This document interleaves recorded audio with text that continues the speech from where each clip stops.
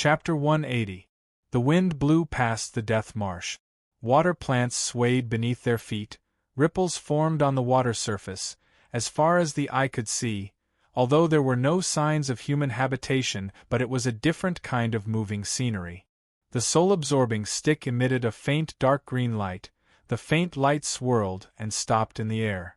Ghostly was on it, his hands clasped behind his back, staring ahead. This day, it was a rare good weather in the death marsh. Under the warm sunlight, the gloomy air had dissipated a lot, but just several zhongs in front of him, there was a thick gray miasma-like fog, rising majestically, extending to the left and right, so high that its peak could not be seen, intertwining with each other, as if there was no end in sight. This was one of the most dangerous places in the world, the death marsh's inner marsh.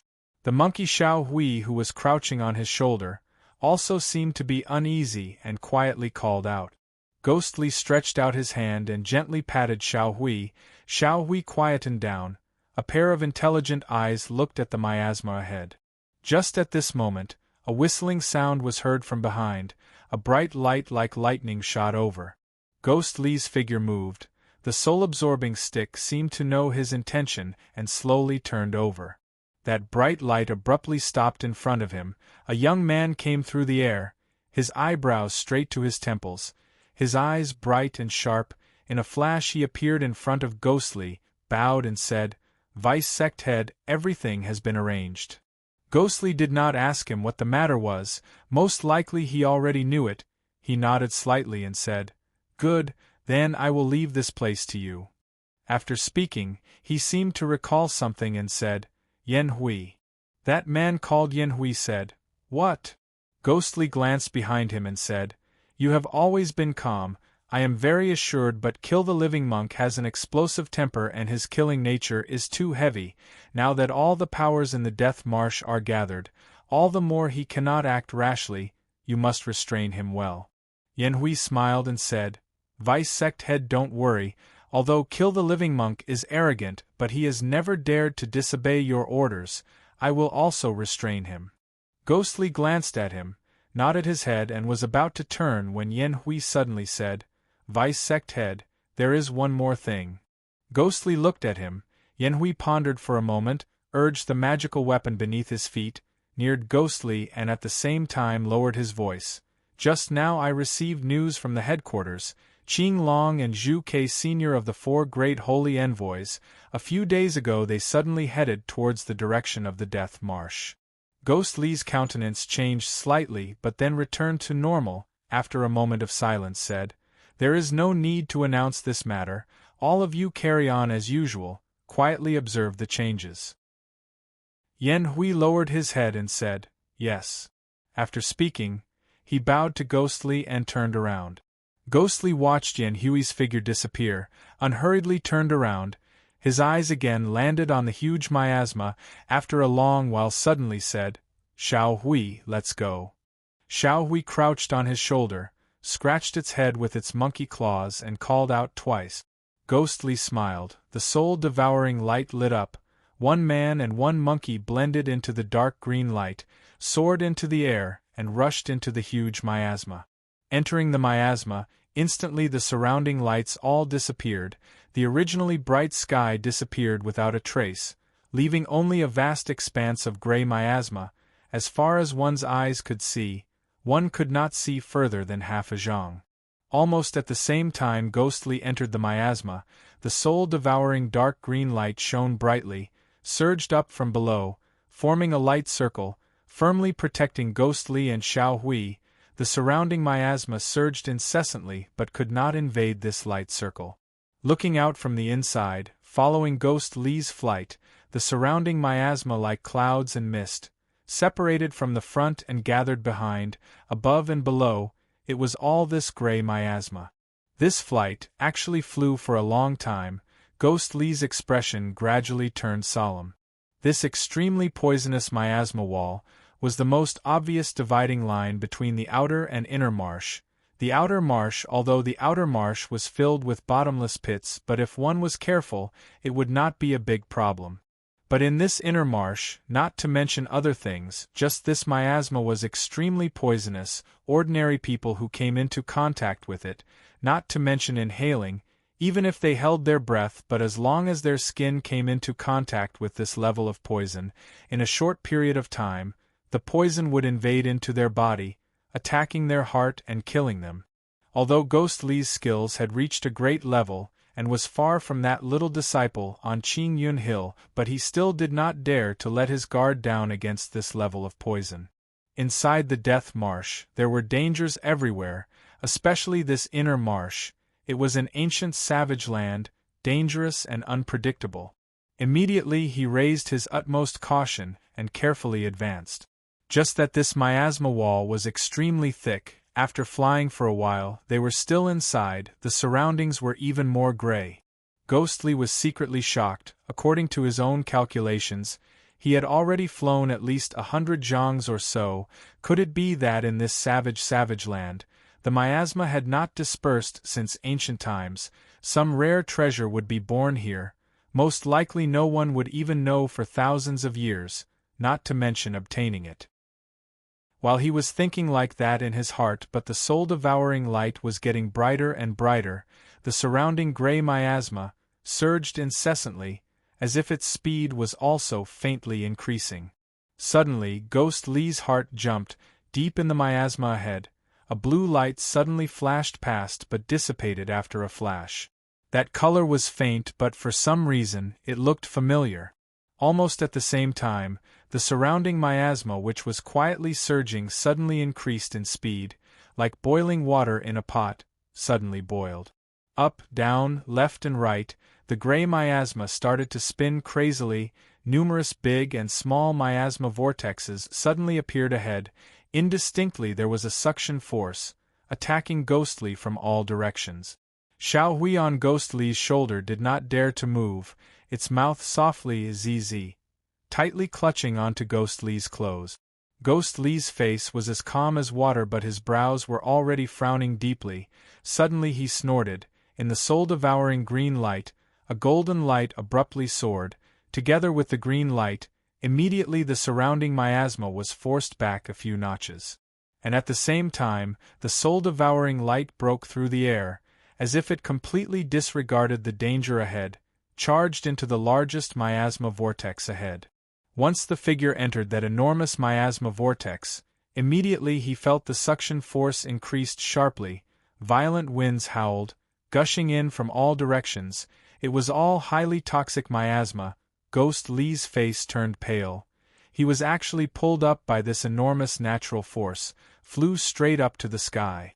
The next moment, the biting cold wind sounds incessantly, churning the clouds, like an enraged wind god's roar.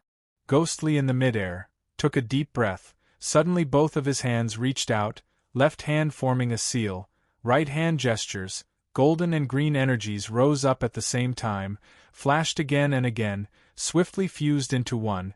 If a good faction expert was here, most likely he would be shocked speechless. Qing Yun sect Tai Ji Xian Qing Wei and Tian Yin Temple Great Brahman Wisdom, in this young man's body, perfectly fused into one. In the brilliant golden and green light, the soul-devouring light immediately stabilized, no longer drifted with the wind, forcibly stopped in this storm. Ghost Li observed intently, but the storm was getting more and more violent. The clouds surged angrily. His vision did not go far, everywhere was gray. Ghost Li hesitated for a moment. In the end he knew that this was a dangerous place, and he really could not stay for long. Immediately urged the soul-devouring stick and charged towards the violent whirling storm. In that instant his eyes and ears were ringing violently. The sky and earth were spinning and spinning. Finally he still charged out of the eye of the storm, which was hidden in the calm exterior miasma. The force of his dash was not a small matter. After leaving the miasma vortex, he still charged forward for a long distance. Just that because of the disturbance just now, the sky and earth were spinning, and right now, although the surrounding miasma gradually calmed down, but Ghost Li's brows were still frowning. He did not know if he had gone in the wrong direction. While he was contemplating, suddenly Xiao Hui on his shoulder suddenly screamed out a warning. Ghostly was shocked and did not have time to look carefully. Almost subconsciously he shifted his body 3 chi to the side. Ho! In the gray clouds, a black and enormous object rumbled past, swept past the place where he was just standing. A pungent stench assaulted his nostrils.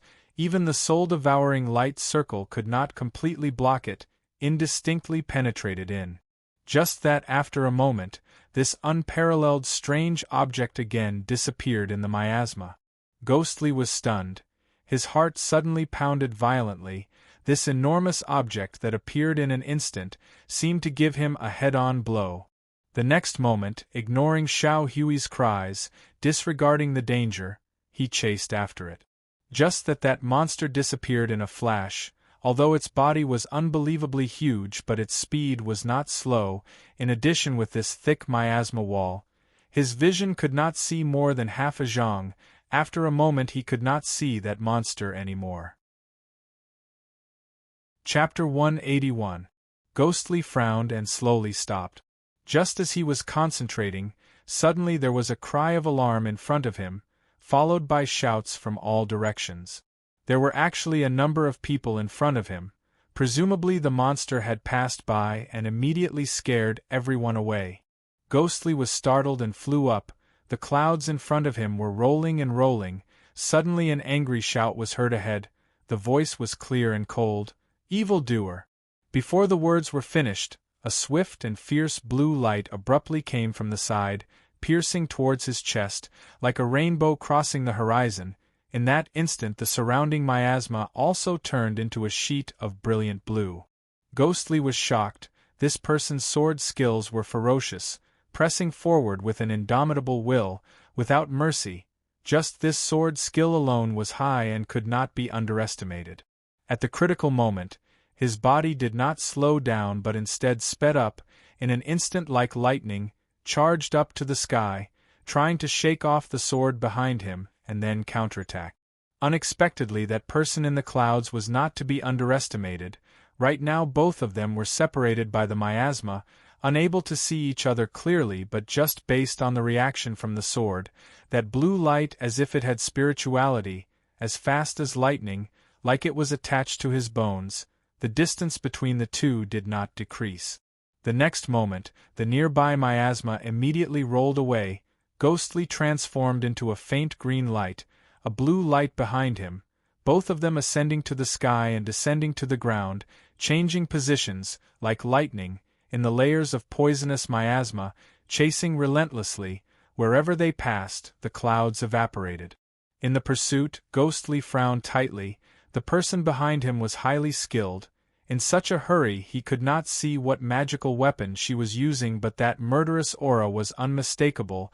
Definitely not someone of the same faction, most likely someone from the good faction, sworn to be irreconcilable with him. Under the good faction, which powerful figure was it? His mind had just moved, but his hands had already started to counterattack. If this continued, naturally the person behind him would be fine, but he himself would be like a headless fly running around. Who knew what other strange things would happen?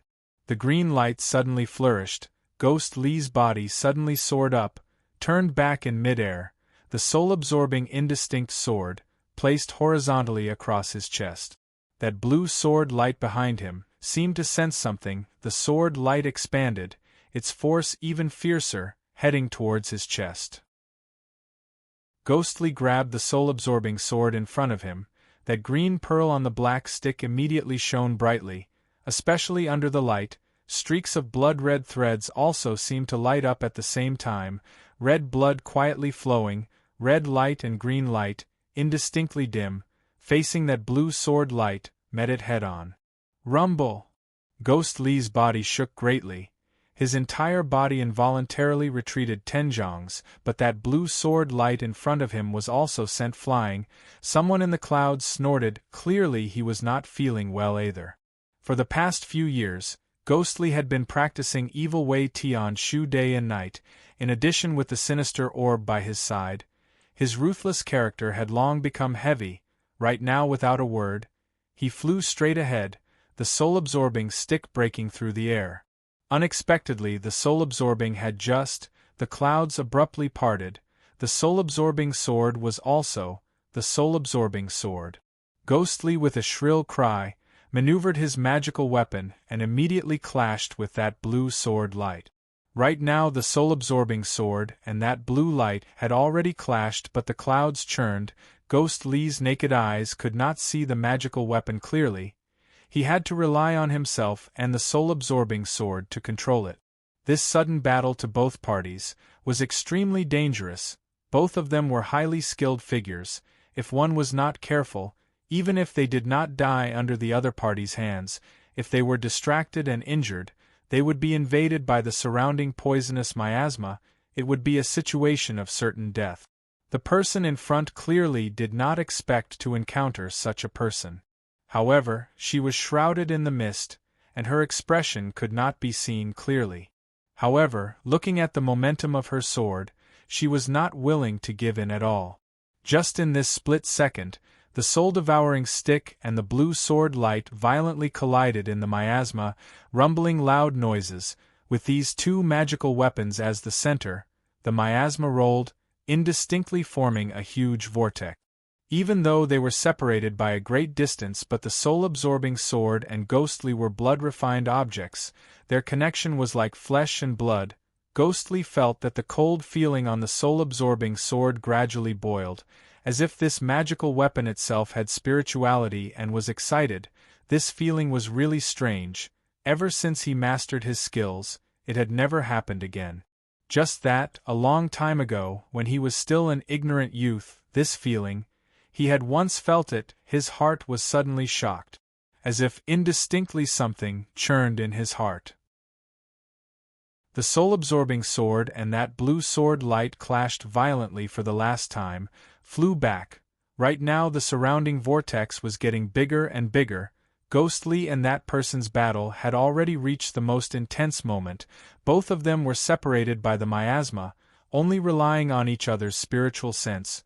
On one hand they had to guard against the opponent's attack, on the other hand they had to defend against the surrounding poisonous miasma.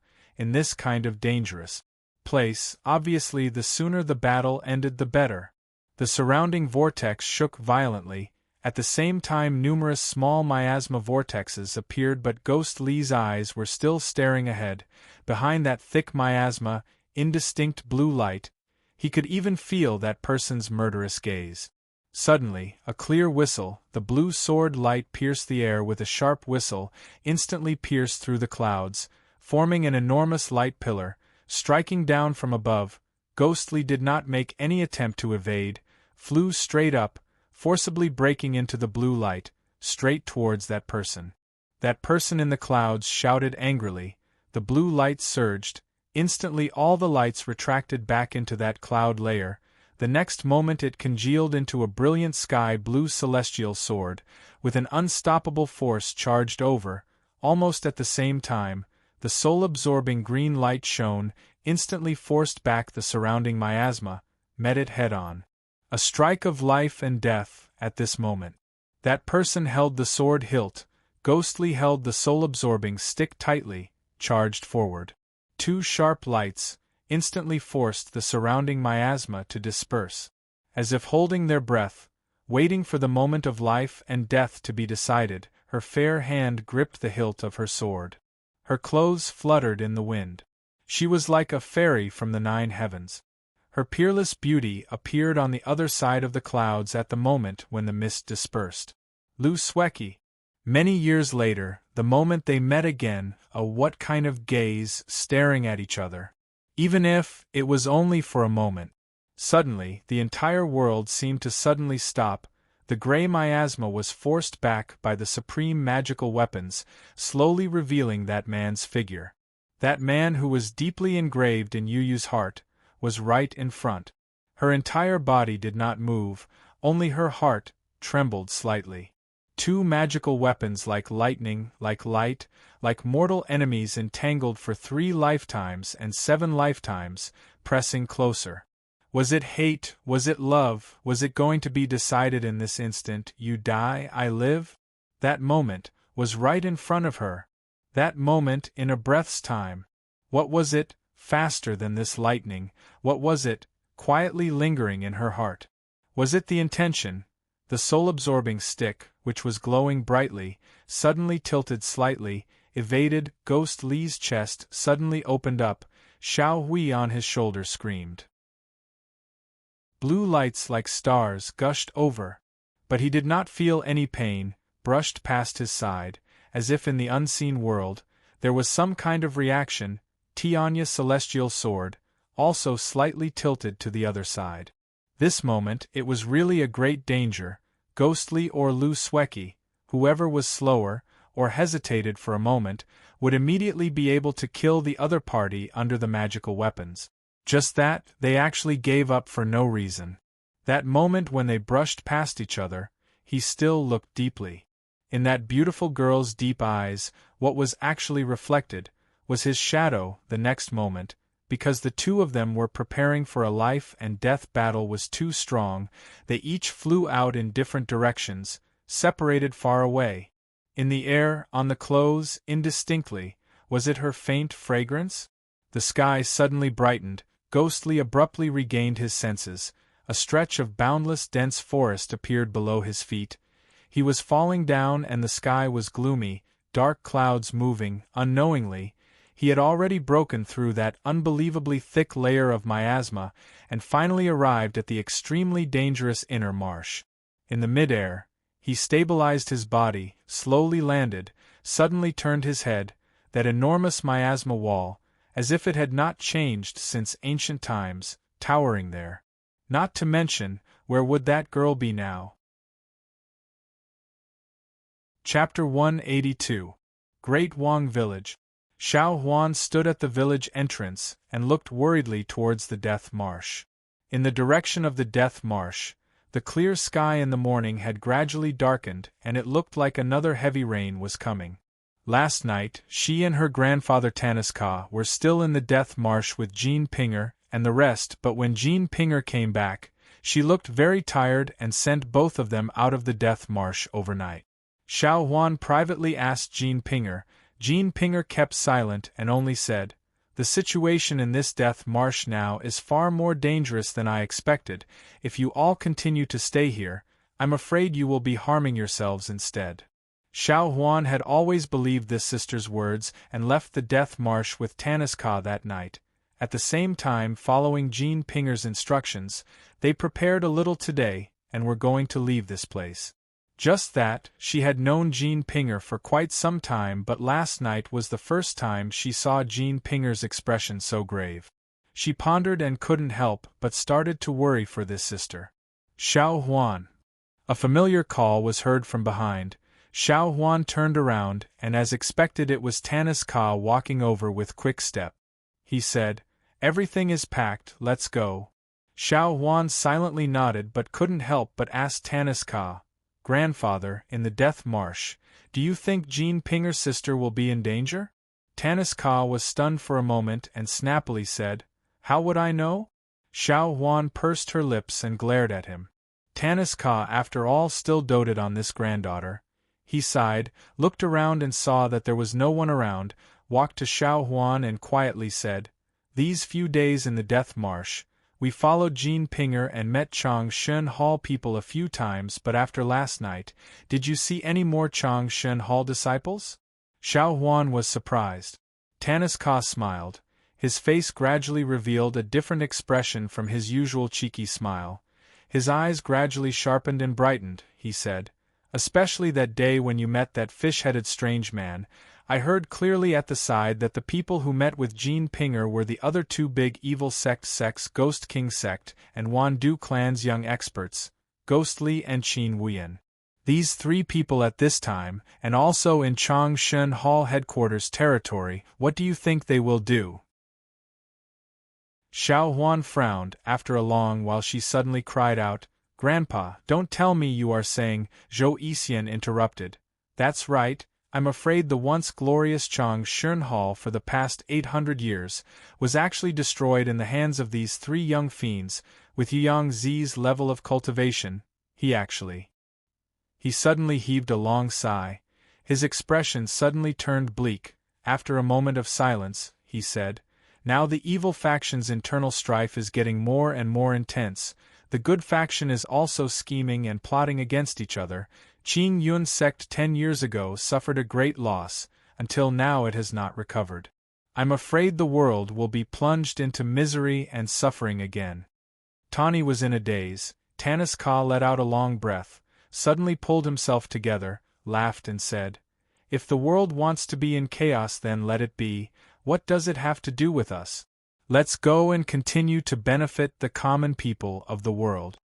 Tani was speechless, but Tanis Ka did not seem to mind at all.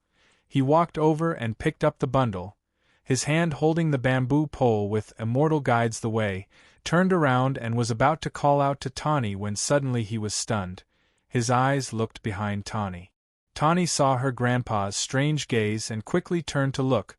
She couldn't help but was also stunned. Wild Dog Taoist's face was full of misfortune, his face gloomy as he walked over from the direction of the Death Marsh. His eyes swept and saw Tani and Tanis Ka standing at the village entrance. Early this morning, Wild Dog Taoist, who had been following ghostly, was suddenly ordered to leave the Death Marsh. Wild Dog was stunned, but in his heart he knew indistinctly that the Death Marsh was extremely dangerous and there were benefits in leaving. Just that ghostly, that young man with a straight face, coldly said a few words to him. He was extremely displeased, and on the way, he swore and walked out angrily. Now that he suddenly met Tani at the village entrance, Wild Dog, for some reason, his heart jumped and subconsciously moved to the side. He did not know what he was afraid of.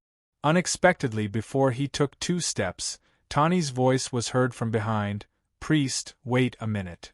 Wild Dog was startled, slowly turned around. Tanis Ka frowned and walked to Tani, snappily said, "What are you calling him for?" Tani glared at Tanis Ka and ignored him. A smile appeared on her face. She walked over and took out an umbrella from the bundle beside her, said to Wild Dog Taoist, "Priest, I have not returned your umbrella to you?" Wild Dog glanced at the umbrella, his face uncertain. For a moment he was in a trance, and did not stretch out his hand to take it. Tani did not mind, stuffed the umbrella into Wild Dog Taoist's hand, smiled sweetly at him and said, "Thank you for that day." Wild Dog Taoist suddenly felt his eyes brightening, seemed to be dazzled, secretly swallowed a mouthful of saliva. Tani walked back to Tanis Ka, took the bundle from his hands, said, "Let's go, Grandpa." Tanis Ka stared at Wild Dog, who was standing dumbfounded at the same spot, followed Tani, said, "Why are you smiling at him?" Tani said, "Grandpa, he is a good person." Tanis Ka spat, said, "He is a good person. Am I not the reincarnation of Buddha?" Tani and Tanis Ka's figures gradually went further away, their voices also became softer. Wild Dog stood at his spot, holding the umbrella in his hand, motionless, not knowing how long. Suddenly he stomped and walked in big strides, towards the direction where Tani and Tanis Ka went. After their figures disappeared one by one, Great King Village regained its peace. At a corner several zhangs away from the village entrance, stood a man and a woman, the man in white, the woman in black veil. It was Qing Long and Yuji. Qing Long indifferently said, "What is this Tanis Ka's background, do you know?" Yuji, who was hiding behind the black veil, did not speak, only saw the black veil gently swaying, seemed to shake her head. Qing Long pondered for a moment, his eyes seemed to be deep in thought, then said, "This person is not simple, and his granddaughter is actually in contact with Hehuan sect's Jean Pinger. We need to pay more attention in the future." Yuji was silent for a moment, faintly said, "Let's go, the important matter that our sect head ordered us to do cannot be delayed." Qing Long glanced at her, a faint trace of worry flashed past his eyes, but his expression did not change, said, "That's right, let's go."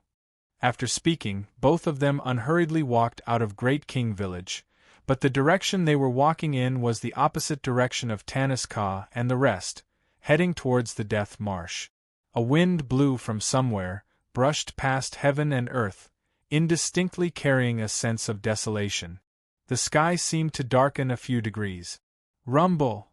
A sound of thunder was heard in the dark clouds, bean-sized raindrops immediately started to fall, drenching the entire heaven and earth, a stretch of dusky.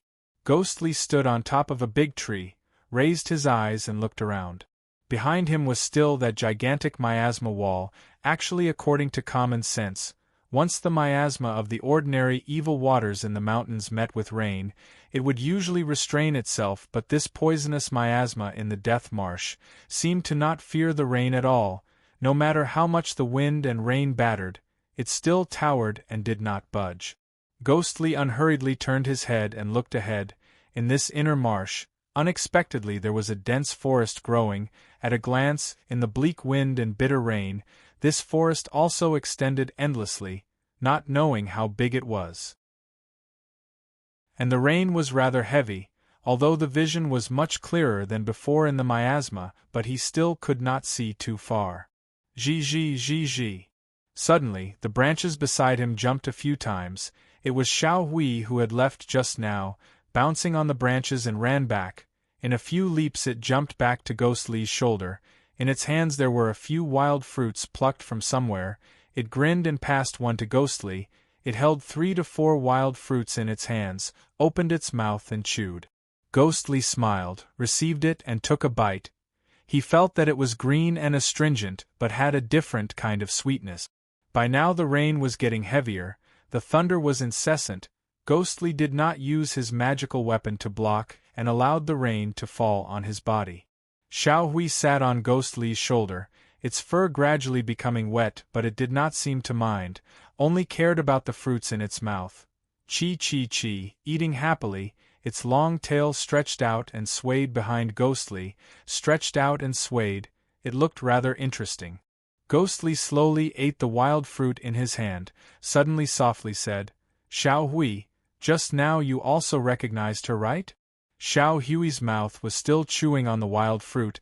It mumbled indistinctly. A pair of monkey eyes darted a few glances at Ghostly. Ghostly also did not seem to think that he could get any answers from the monkey. He only muttered to himself, "Why didn't she kill me? Didn't she always hate the evil sect the most?" Rumble! Xiao Hui did not reply. A sudden clap of thunder sounded in the sky instead. Ghostly slowly looked up at the sky full of rain, like knives or swords, turned into thousands, pouring down. His body slightly trembled. Suddenly his mind wandered. It was as if he had returned to that night when he was still a teenager, when he and that kind-looking old monk were outside the village.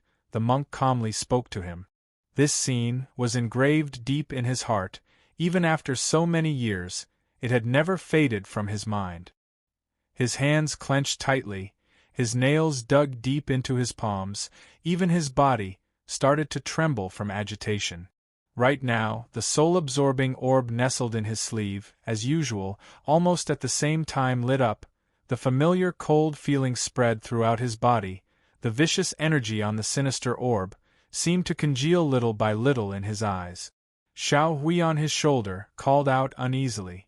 In the sky, a bolt of lightning abruptly pierced through the sky. Ghostly with a shrill cry leapt up.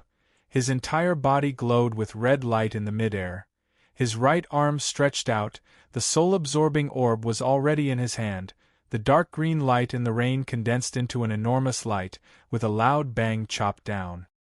His eyes right now were already filled with blood-red light, his face full of murderous intent, his face twisted, his mouth growling like a wild beast. This enormous green light abruptly chopped down. That big tree that was still standing just now was forcibly chopped into two from the middle, collapsed to both sides with a loud bang. Rumble! In the horizon, another thunderclap sounded. Xiao Hui jumped to one side, quietly watched him. Ghostly knelt on one leg in the filthy soil soaked in the rain, his right hand tightly holding the soul-absorbing orb, his entire body trembling, a fierce glint flashing in his eyes, his face filled with pain. Who knew the pain he was in? A gush of peaceful positive yang energy in his body rose faintly.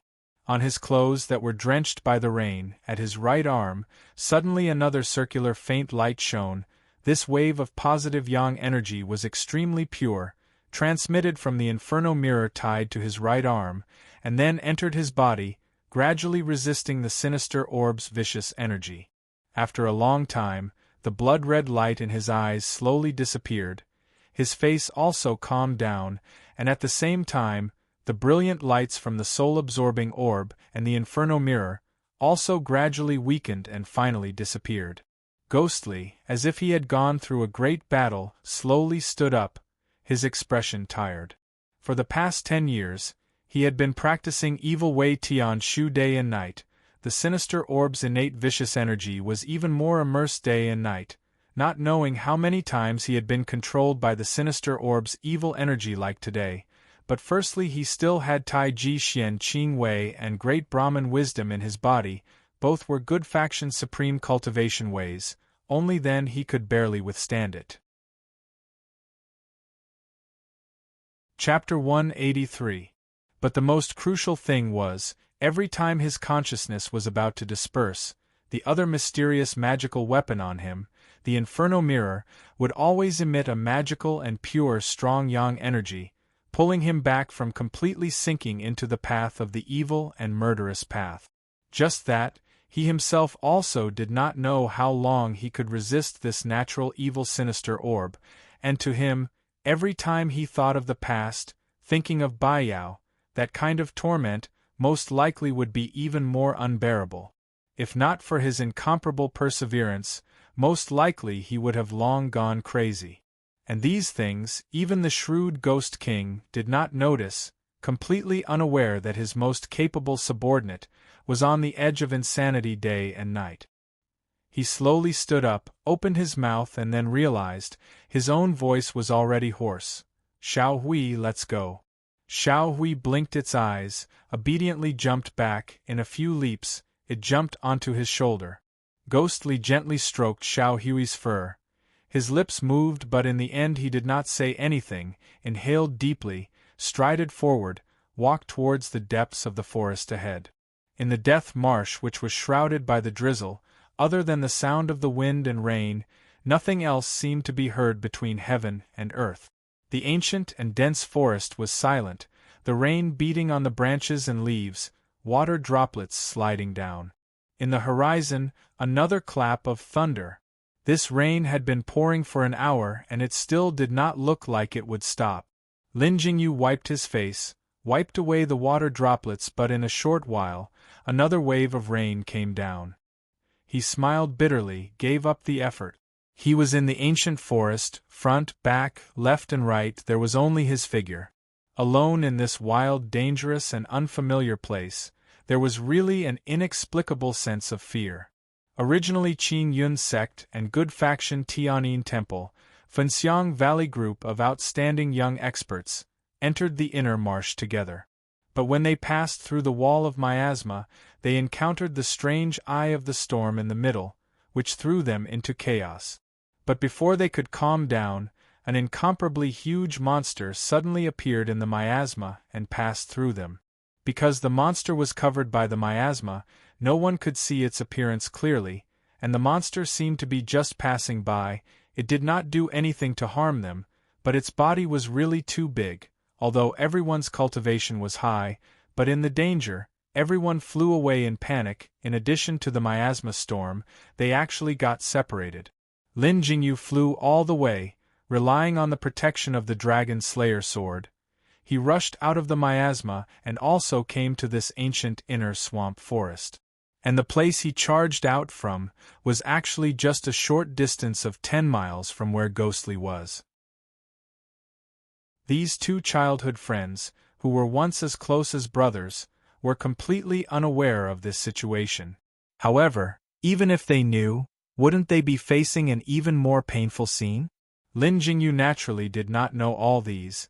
He looked up at the sky, the dark clouds were still thick, it seemed like this rain would still continue for another half a day.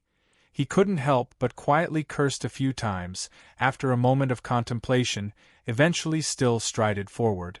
Traversing through the forest, there was actually no path to speak of, other than those tall trees.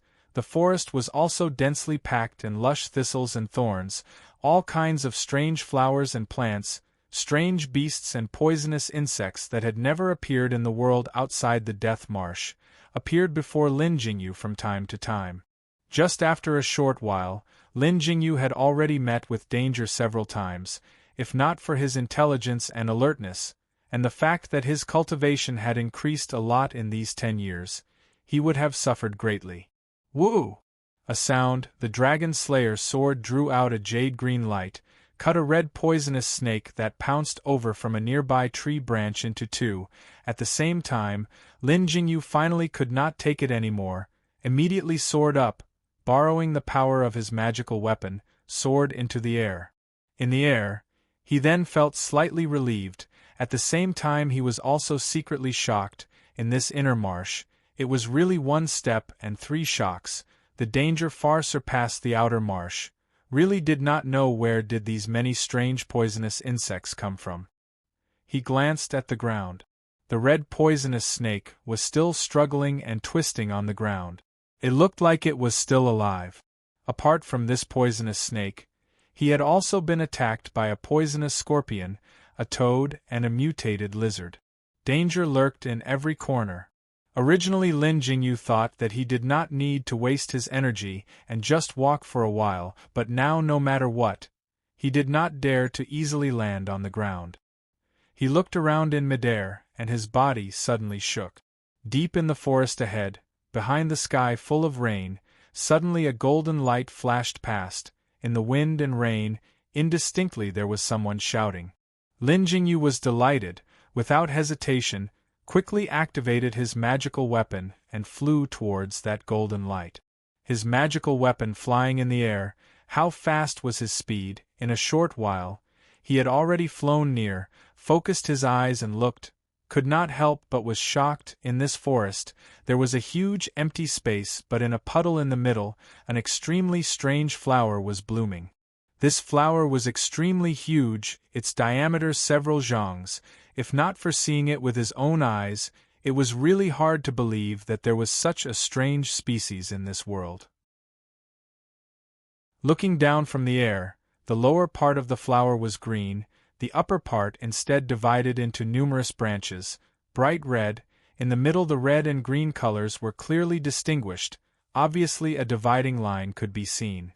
And at the end of those red branches, there were dew-like sparkling and translucent small balls, the top dripping with water, not knowing if it was because of the rain or it was originally like that.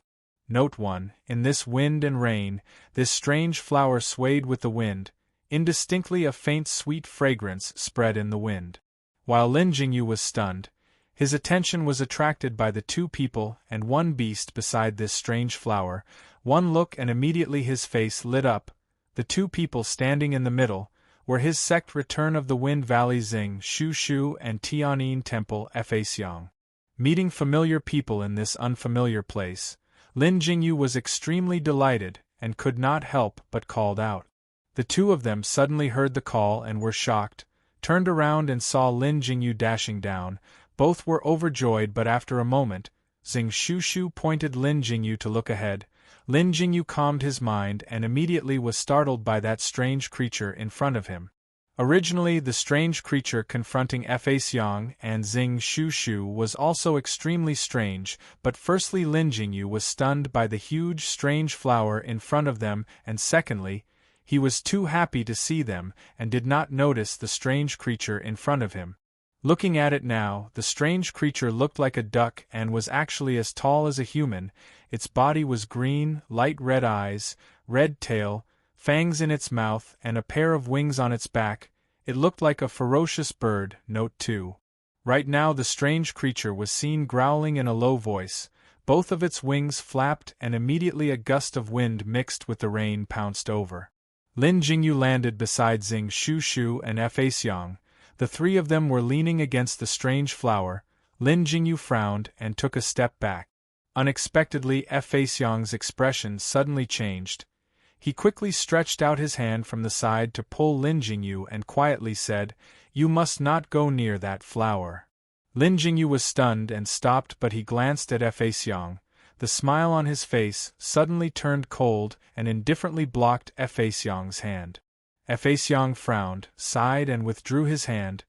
He knew that Lin Jingyu still remembered that tragedy at Grass Temple Village, and could not let it go. Right now Xing Shushu suddenly raised his voice and shouted, "Be careful!" Both of them were shocked and looked ahead. As expected, the strange creature flapped its wings, leaped into the air and charged over. Xing Shushu anxiously said, "Fa Xiang senior brother, we will act according to plan." Lin Jingyu originally wanted to make a move, but after hearing what he said, he could not help but was startled and stopped. The strange creature's momentum was fierce and fast. In a blink it was already before them.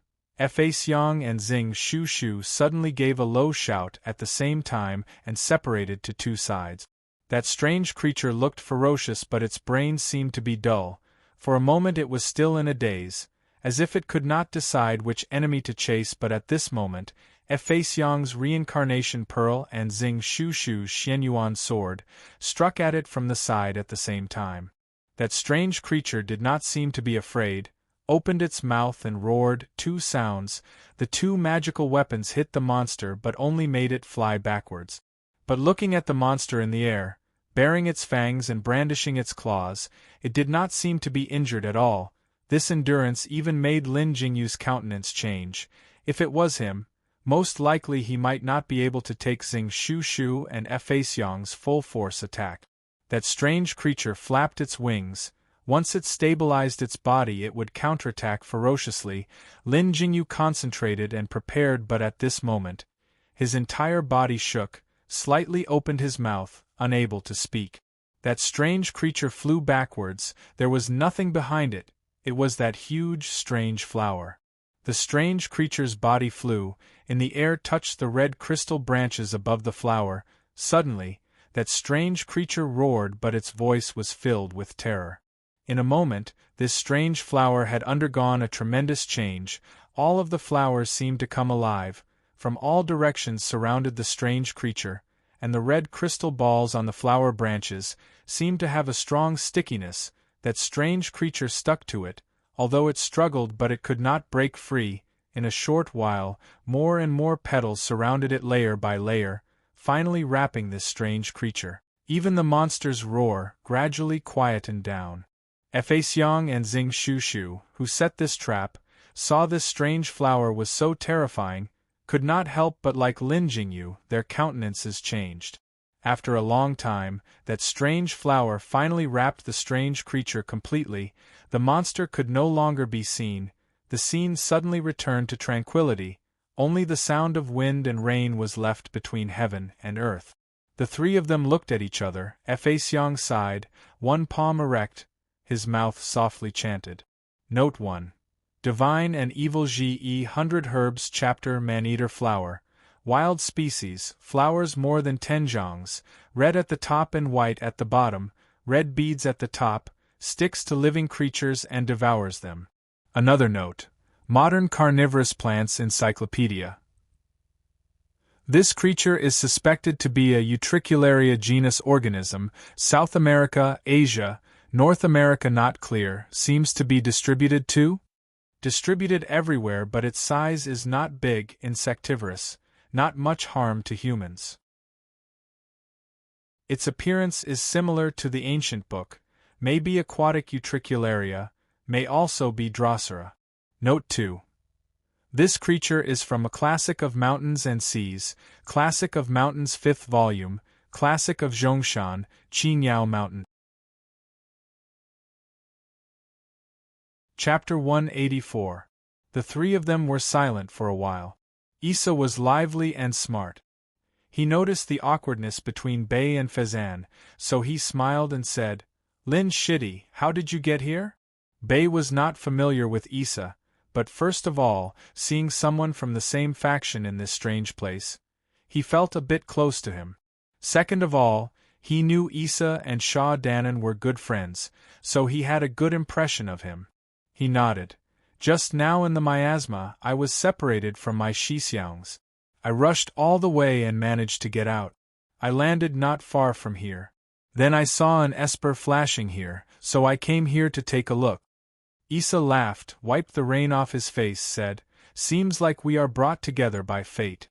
In this dangerous place, it is better to have more people. Am I right, Fezan Shixiang? Fezan smiled, nodded. That's right. The rain stopped? Issa and Bei were startled. They looked up at the sky, and sure enough, the rain that had been falling nonstop just now had actually started to lessen. The sky was gradually brightening, even the sky seemed to have widened a little. Bei took a deep breath. The air in the forest after the rain was very fresh, with a hint of sweetness that seeped into the bottom of his heart. Fezan turned around and looked at the closed strange flower, said, "This place is very strange. This strange flower is not kind. We should not stay here for long. We should leave this place first." Bei did not say anything. Issa smiled. Fezan Shixiang is right. Let's go. As he spoke, he turned to look at Lin Jingyu. Lin Jingyu nodded silently. Immediately the three of them tidied up, drove their magical weapons and soared into the sky. Xing Shushu pondered for a moment in the air, loudly said to the two of them, "Fa Xiang senior brother, Lin junior brother, this forest is astonishingly big. Poisonous insects, strange beasts and all kinds of ferocious creatures are innumerable. I'm afraid the legendary rare treasure is in the depths of this forest. What should we do next?" Bei said excitedly. "Xing Shixiang, how can we get Tiger Cub without entering the tiger's den?" Xing Shushu glanced at him, and then turned to Fa Xiang. Fa Xiang smiled and put his palms together. Apparently he did not have any objections. He smiled and said, "That's good too. Let's explore this savage and evil place. What kind of rare treasures are born?" The three of them became spirited and activated their magic treasures. They turned into 3 beams of light and continued to fly into the depths of the forest. The curtain of night gradually fell, and the sky had completely darkened. Lin Jingyu and the other two searched for half a day, but to no avail. Not even a shadow of that legendary rare treasure was seen.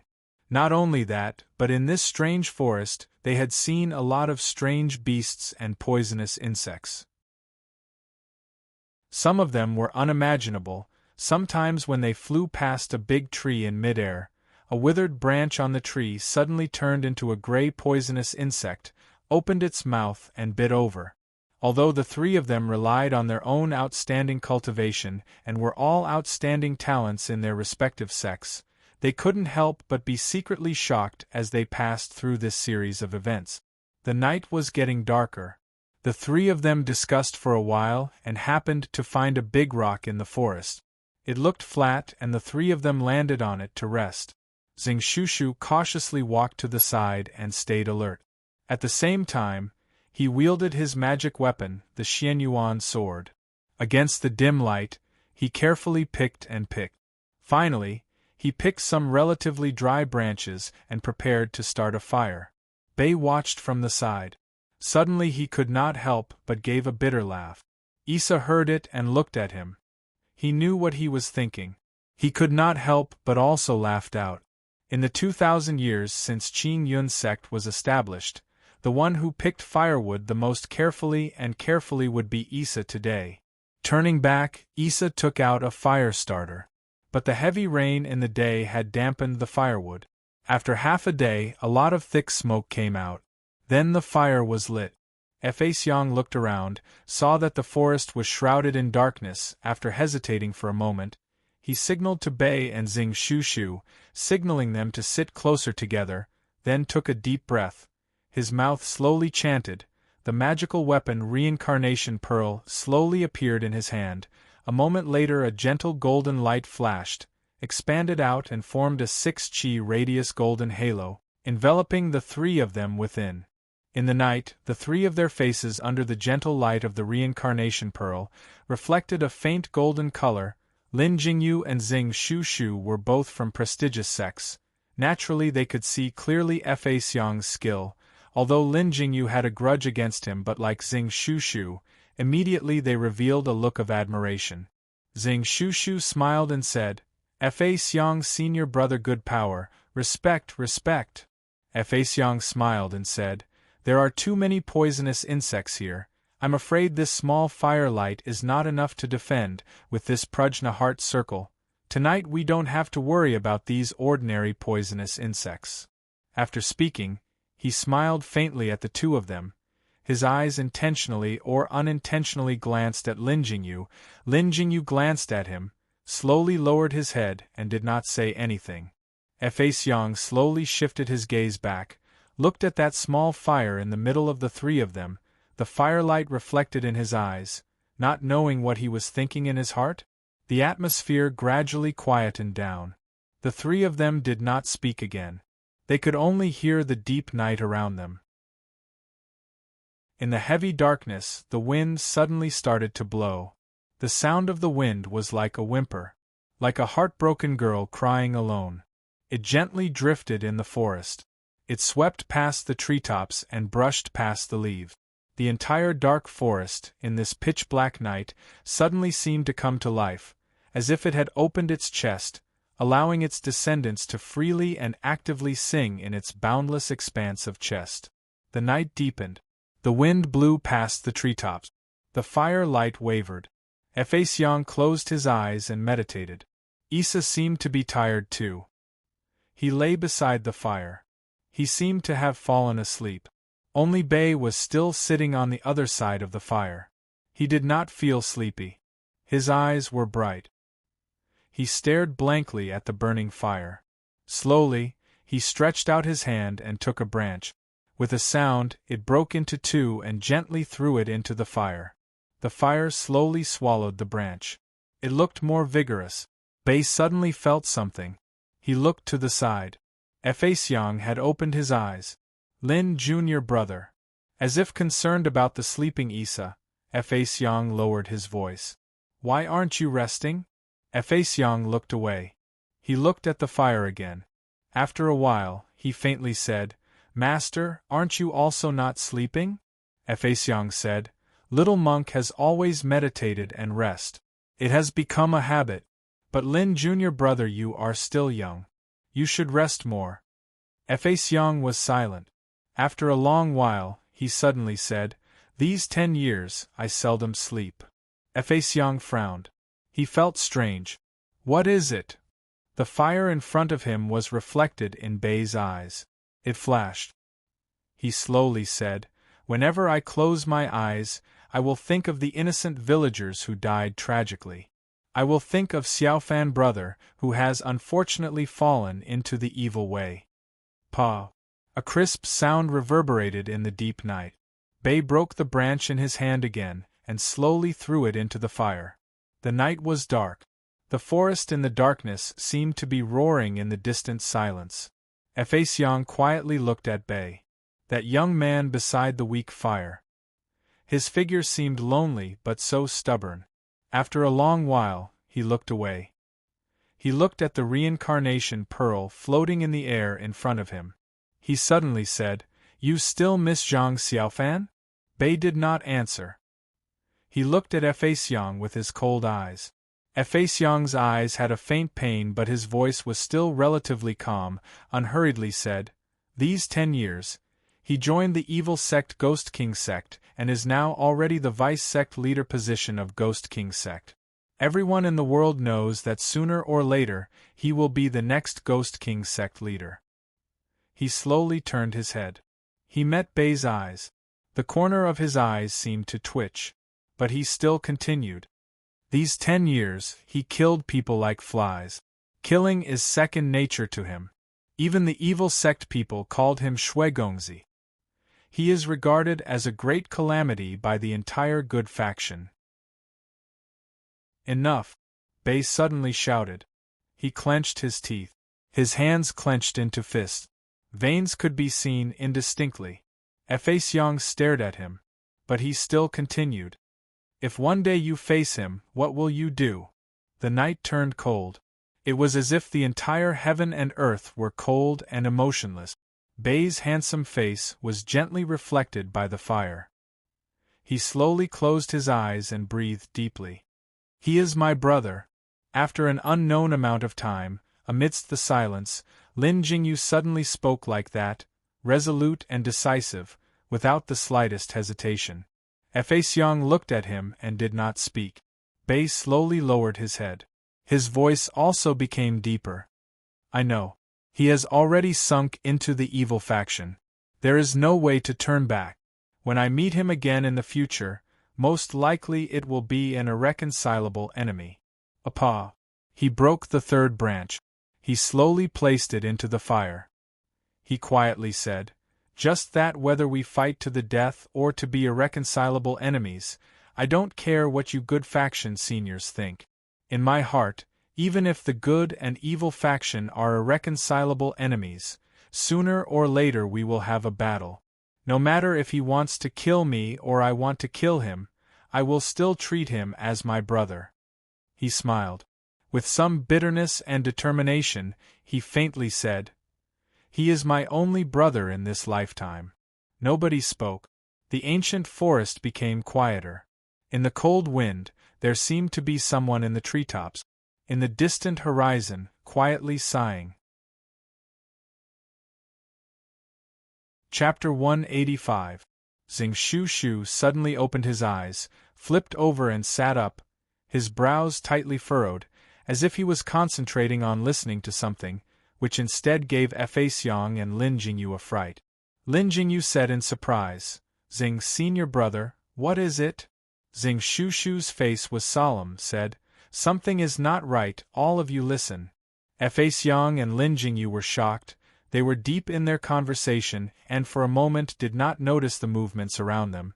Right now they quickly looked around and concentrated on listening. In the forest, other than the whistling sound of the wind, it seemed to be a stretch of silence. There was no movement at all.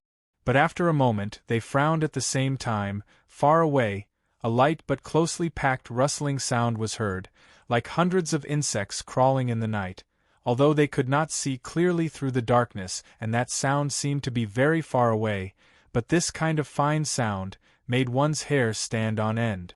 The three of them looked uncertain. Lin Jingyu frowned and said, "Don't tell me it is some poisonous insects again?" Xing Shu forced a smile and said, "I'm afraid the number is not small." The three of them glanced at each other and saw the worry in each other's eyes. In this death marsh that was filled with poisonous insects and unpredictable dangers, after just one day, they had already become wary of the ferocious creatures in this place. Moreover, there were too many different kinds of strange creatures in this place. They really did not know what would appear again. Just when the three of them were concentrating and guarding, far away in the forest ahead, suddenly a loud noise was heard. A moment later an angry shout mixed with the cries of the insects was heard. Lin Jingyu and the rest were stunned. Xing Shu was the first to shout out, "It is Funxiang Valley Li Sun's senior brother." Lin Jingyu's expression shook, quickly said, "Li's senior brother might be in danger. I will go out to assist." He was about to move when suddenly a hand stretched out from beside and pulled him down. It was Fa Xiang. He was heard quickly saying, "I will go, this place is extremely dangerous. Both of you stay in this Prajna heart circle, do not move easily." As he spoke, he did not wait for Bei and Xing Shu's objection. His body floated. The moon-white monk's robe carried his body up into the air. A moment later, his figure disappeared into the darkness ahead. Both Lin Jingyu and Xing Shu were taken aback, but after a short while, the noises in front of them erupted again, angry shouts incessantly, insect cries filling the air, mixed with a few bewildered voices. It was obvious that Fa Xiang had already reached Li Sun's vicinity and engaged with those unknown monsters. Deep into the night, the chilly night wind in the forest suddenly seemed to become stronger, the sound mournful, the noise in front grew louder and louder, but the darkness was like an insurmountable high, blocking in front of Xing Shu and Lin Jingyu. It sounded like the wailing of ghosts and the howling of wolves. Just when Lin Jingyu and Xing Shu could not hold it in any longer and prepared to break out, suddenly a sharp whistle was heard ahead. Instantly the insect cries died down, human figures flashed in the darkness, two figures floated back at the same time. It was Fa Xiang and Funxiang Valley Li Sun. Both of their clothes were torn in places. Li Sun's body even had faint traces of blood. Their movements were extremely fast. In a short while, they had already floated back into this glittering golden circle. Lin Jingyu and Xing Shushu hurriedly went forward to receive them but saw that both of their faces looked tired. Without waiting for Lin Jingyu and the rest to ask, Li Sun's sword-like brows moved, suddenly shouted, "Careful!" Everyone was shocked again, but in the surrounding darkness of the forest, suddenly the sound of insects was heard, from all directions, densely packed, surrounding them in the middle, not knowing how many strange and terrifying eyes, emitting faint light, peeped at them in the darkness. "What is it?" Xing Shushu opened his eyes wide, looked around, at the same time asked Fa Xiang and Li Sun. Li Sun's face was cold, said, "There are many huge ants, everyone be careful." Lin Jingyu and Xing Shushu were stunned. Xing Shushu curiously asked, "What is it?" At this moment, Fa Xiang suddenly softly said, "Careful, it's coming." Everyone was shocked, quickly focused and took precautions, under the illumination of the fire and the reincarnation pearl's golden light, from the surrounding deep forest darkness, rustling sounds were heard, gradually black shadows swarmed over, surrounding them from all directions. When they came closer, Lin Jingyu and the rest took a closer look. Immediately they all inhaled a breath of cold air, the monsters that kept crawling out from the darkness. They were all ant-like monsters, but each of them was the size of a human's calf, and their numbers seemed endless. Instantly the creepy rustling sounds filled the empty space in the forest. Even though Xing Shushu and the rest were highly skilled, right now their faces also turned pale, but those huge ants, not knowing if it was because of Fa Xiang's prajna heart circle or the fire burning in the middle, although they came closer, but they only surrounded half a zhang away and did not come near. But the number of huge ants that swarmed out from the darkness increased. Most likely there were at least tens of thousands of them. The black shadows, the four of them all turned pale. The sound of the wind was mournful, sweeping past this ancient forest, as if mocking these stupid humans, disturbing the eternal peace here. In that distant sound of the wind, there seemed to be a faint flute sound, drifting with the wind.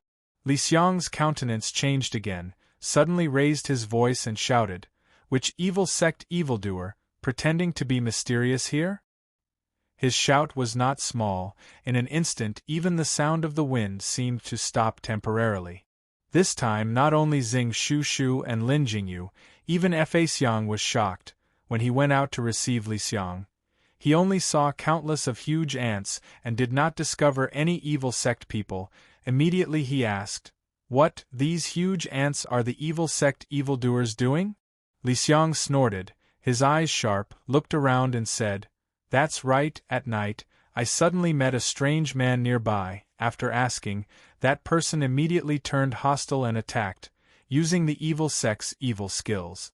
As for these monsters, I don't know what kind of crooked way that guy used. He could actually control such ferocious beasts."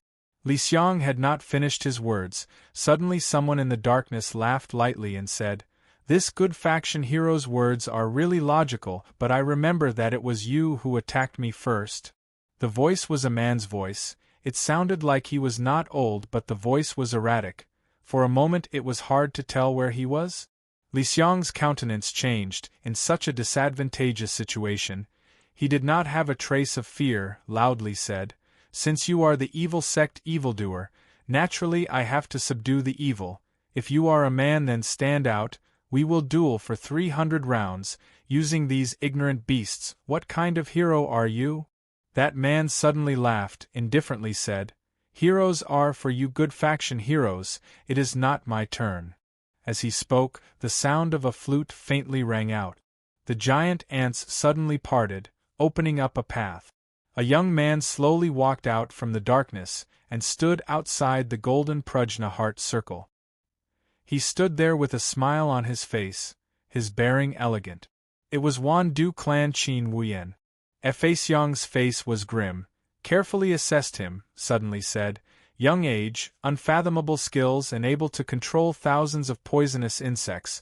Don't tell me you are Wan Du Clan Qin Wuyen Gongzi, known as Du Gongzi?" Qin Wuyen frowned, turned and looked at Fa Xiang carefully, suddenly smiled and said, "So it is Tian Yin Temple Fa Xiang Master, no wonder your eyes are like torches. I am indeed Qin Wuyan. Speaking till here, he paused for a moment, leisurely said, "It is said that among the young disciples of the good factions 3 great sects, Tian Temple Feixiang Master is publicly acknowledged to be the most outstanding, highly intelligent and virtuous. After meeting today, it is indeed a well-deserved reputation. Qin Wuyan pays his respects here." After speaking, he nodded slightly, a smile on his face. Feixiang frowned. Almost at the same time he heard Li Xiang snorted softly. His heart turned cold. Qin Wuyan's face hung a smile, but his mind was racing, different from the others. He was from evil sect Wandu clan, entering this innumerable ferocious beasts and poisonous insects in the inner marsh. Others viewed it as a dangerous path, but to him, it was like entering a treasure mountain. He was extremely delighted. Highly poisonous things that could only be chanced upon by luck and not sought after were actually everywhere at this moment. Moreover, there were even countless strange poisonous insects that he'd never heard of in the past. In the eyes of a poison expert like him, they were simply 10 times more precious than a myriad of gold and silver.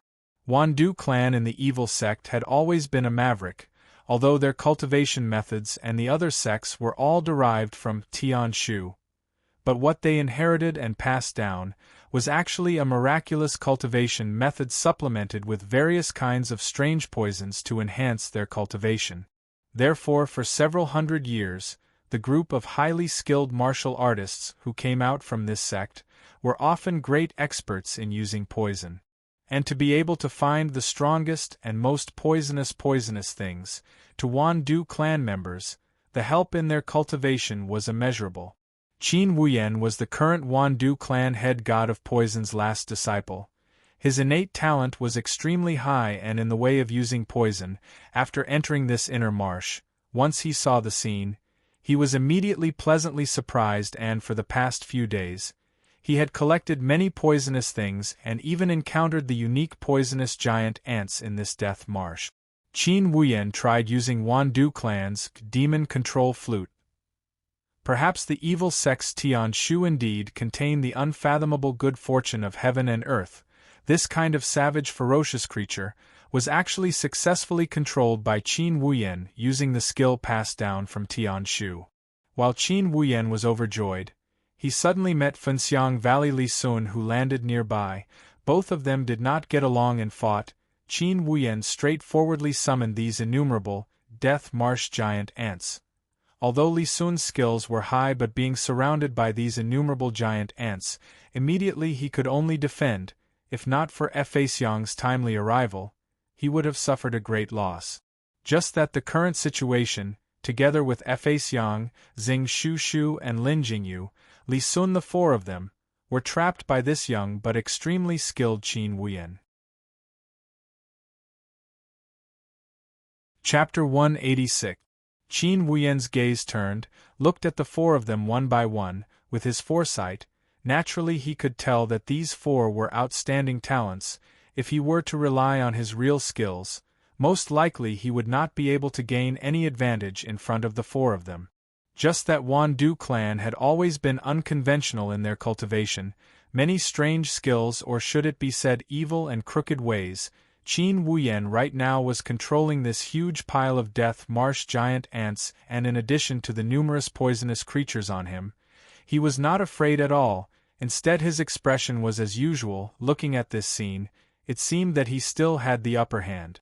Xing Shushu had always been quick-witted, but right now he couldn't help but feel a headache. Looking at the swarm of sinister-looking death marsh giant ants, the pungent stench hit him in the face. He quietly said to the 3 beside him, "What do we do now? Do we leave or fight?" Li Sun frowned but did not speak.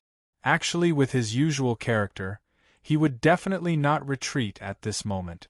It was just that in the fierce battle with the death marsh giant ants, although with his own strength he had killed hundreds of giant ants, but this endless swarm of monsters swarming up together, that terrifying power still left him with a lingering fear. Feixiang pondered and did not speak. Lin Jingyu suddenly spoke. "I think we can fight." I think these death marsh giant ants are definitely not reared by someone but controlled by this evil sect sorcerer using some kind of sorcery. As long as we can hold this person back, we can win in one battle. Xiang nodded his head and said, Lin Jr. brother is right. Both of you. Zing Shushu thought for a moment, said, Lin Jr. brother is right, and with the four of us facing him alone, if we still flee, it would be too embarrassing. Following which the three of them looked at Li Sun.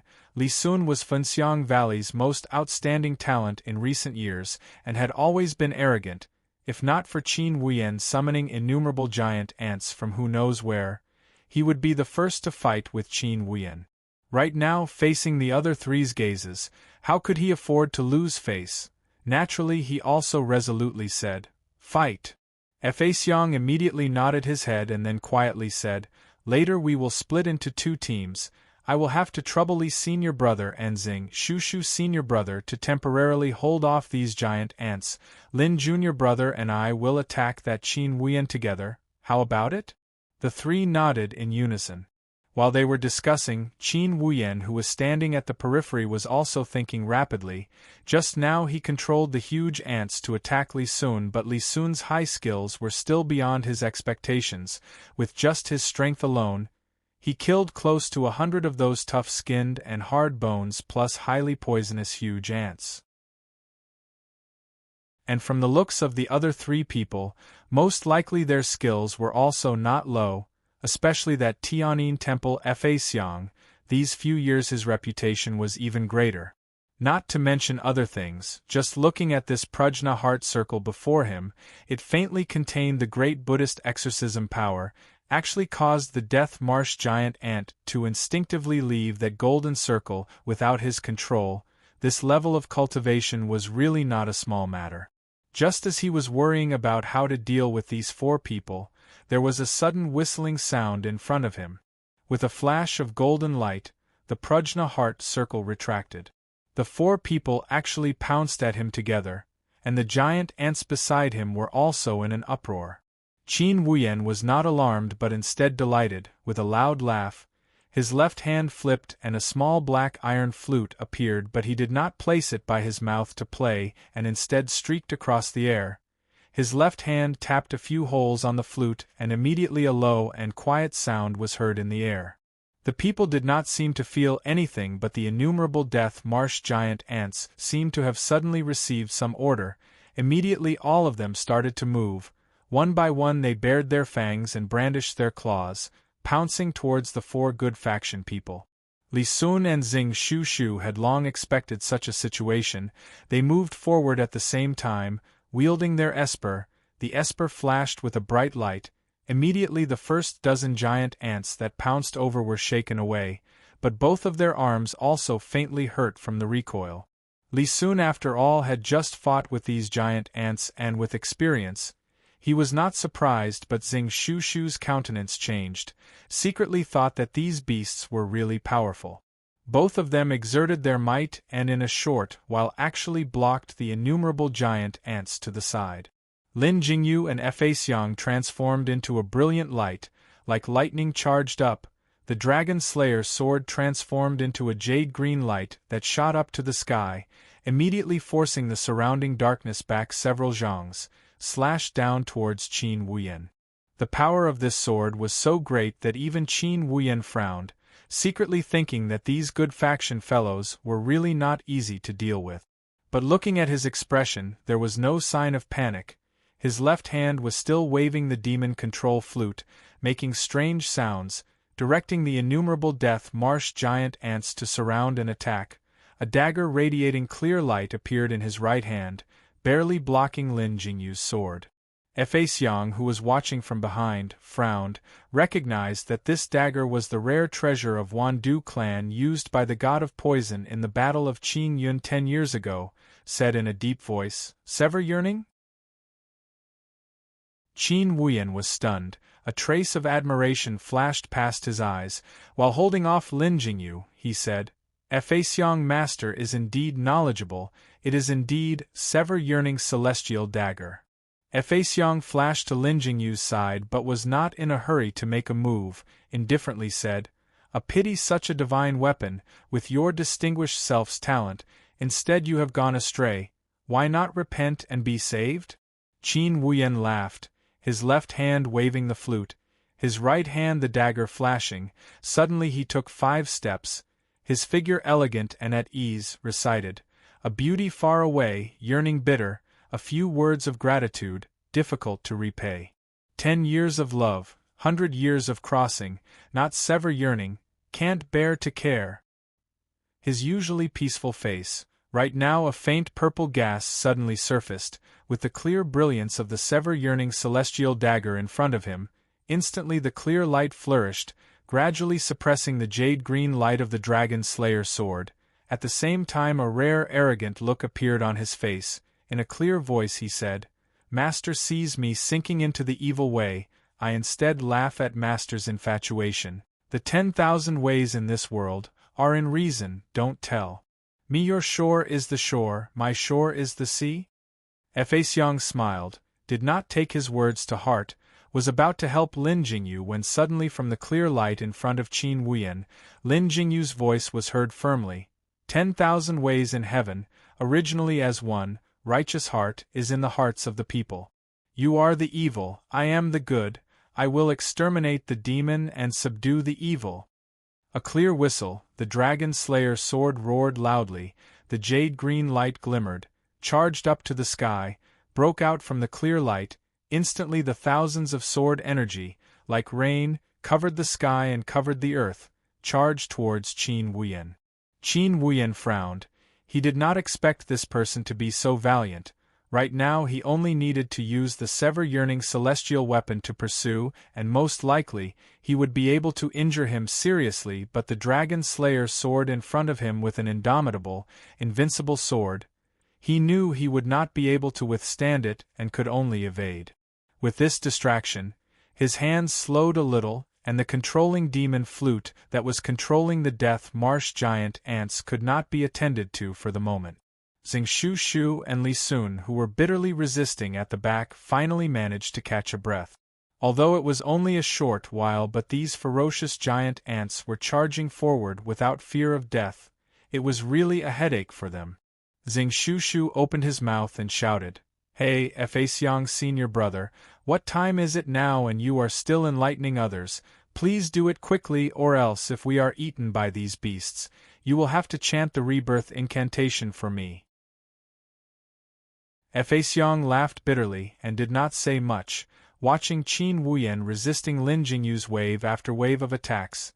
He said in a clear voice, Qin patron, be careful. After speaking, the reincarnation pearl glimmered with golden light, flew over diagonally. Qin Wuyan frowned. This Lin Jingyu's skills were already beyond his expectations, and now with another Feixiang. He snorted and did not seem to make any movement, but suddenly 3 shadows flew out from his right sleeve, swiftly separated and flew towards Feixiang from 3 sides. Feixiang's expression was solemn, otherwise he would be careless. The reincarnation pearl flew halfway, and instantly the golden light shone brightly, swiftly blocking 2 of the shadows, but there was still one that penetrated through the golden light. Feixiang snorted, suddenly his fingers like a knife. His fair palm stretched out horizontally, aimed at the incoming shadow and shouted, Do! That shadow in the air suddenly shook violently, the next moment as if it suffered a heavy blow, fell from the air. It was a small black snake with a triangular head. Obviously it was highly poisonous. After falling to the ground, it struggled and twisted a few times, and then there was no more movement, most likely dead. Qin Wuyan was surprised, nodded and praised. Mind lock ability.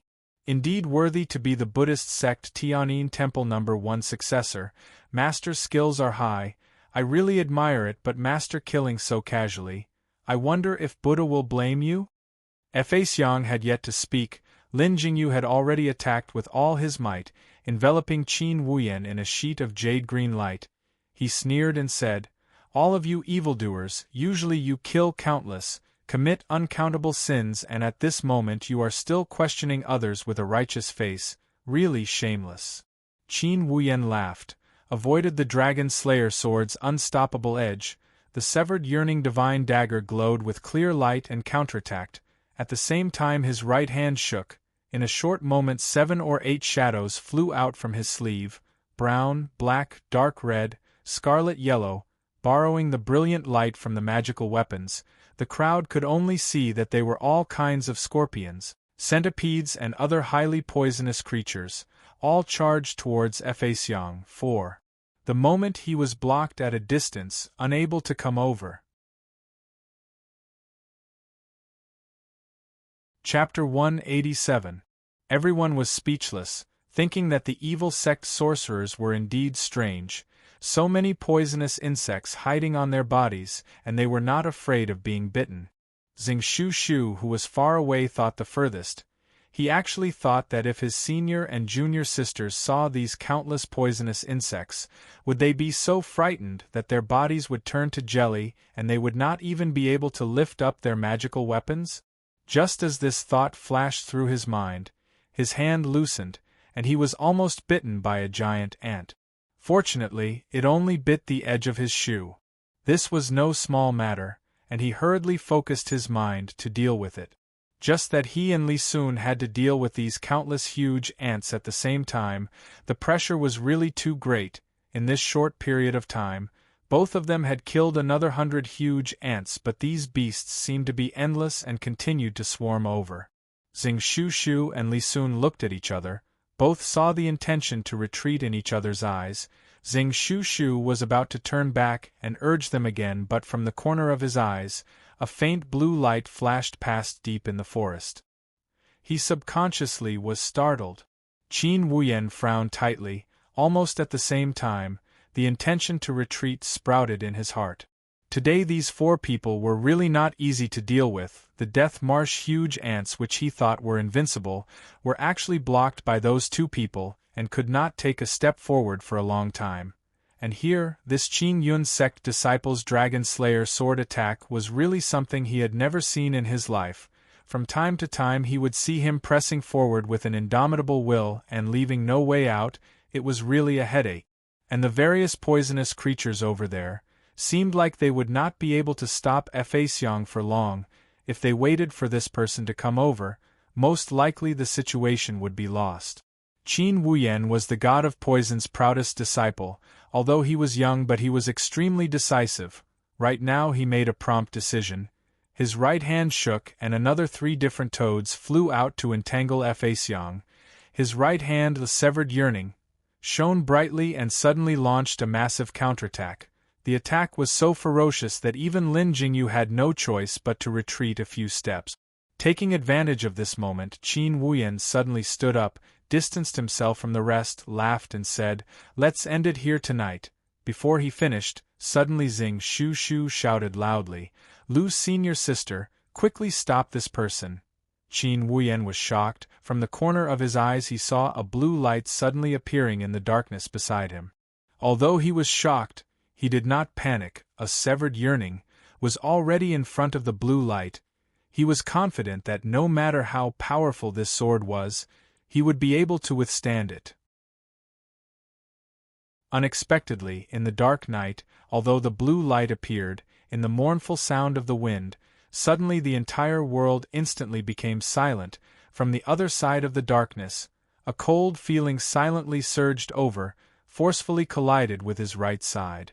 Even though Qin Wuyan had always been meticulous, but in the end he was at a disadvantage in this instant. A big mouthful of blood spurted out.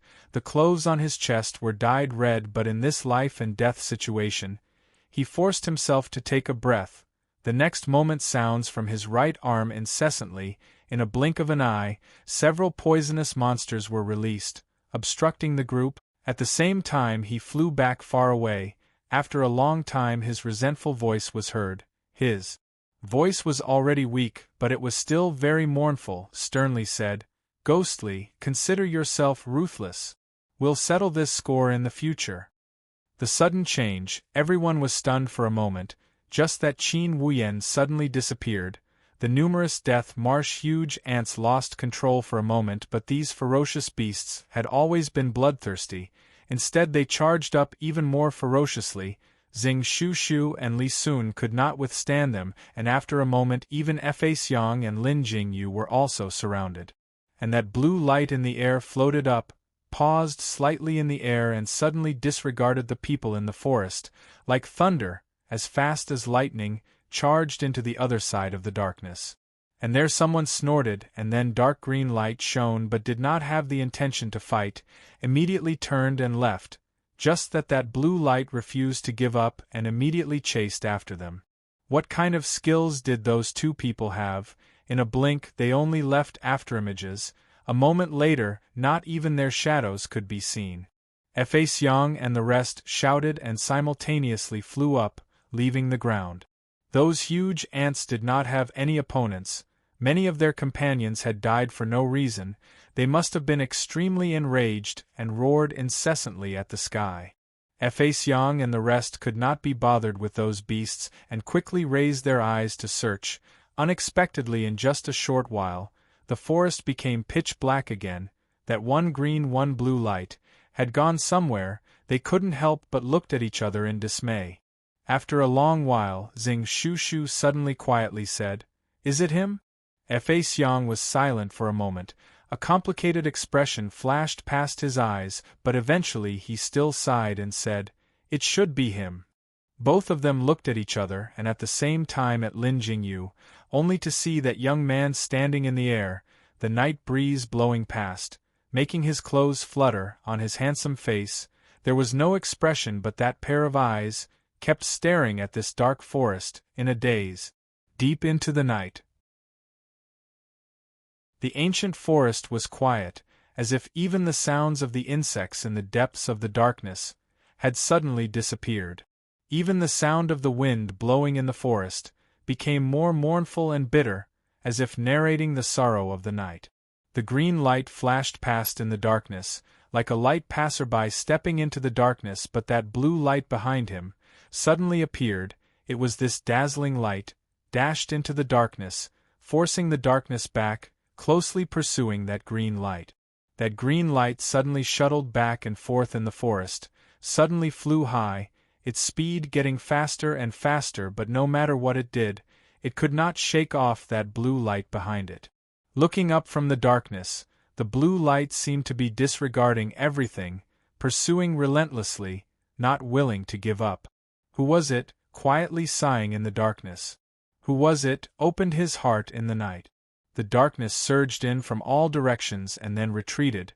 The sound of the wind brushed against his face and then quickly disappeared. That once familiar figure kept on drifting in the night, reverberating in whose eyes? See! A soft sound. That green light suddenly stopped and then dissipated, revealing Ghost Li's figure, quietly standing on the highest branch of a big tree. Just a few feet away from him, the blue light also stopped abruptly stopped behind him. That Tianya celestial sword, which was dazzling even in this night, held in that fair hand, coldly pointed at him. Deep into the night, the sound of the wind was mournful, their clothes gently fluttering in the wind. Ghostly slowly, unhurriedly turned around, facing that face. She was in this world, such a beautiful and indescribable lady, that beauty had not been eroded by time, as if suffocating and also intoxicating. Her face cold, holding the sword, pointed at him.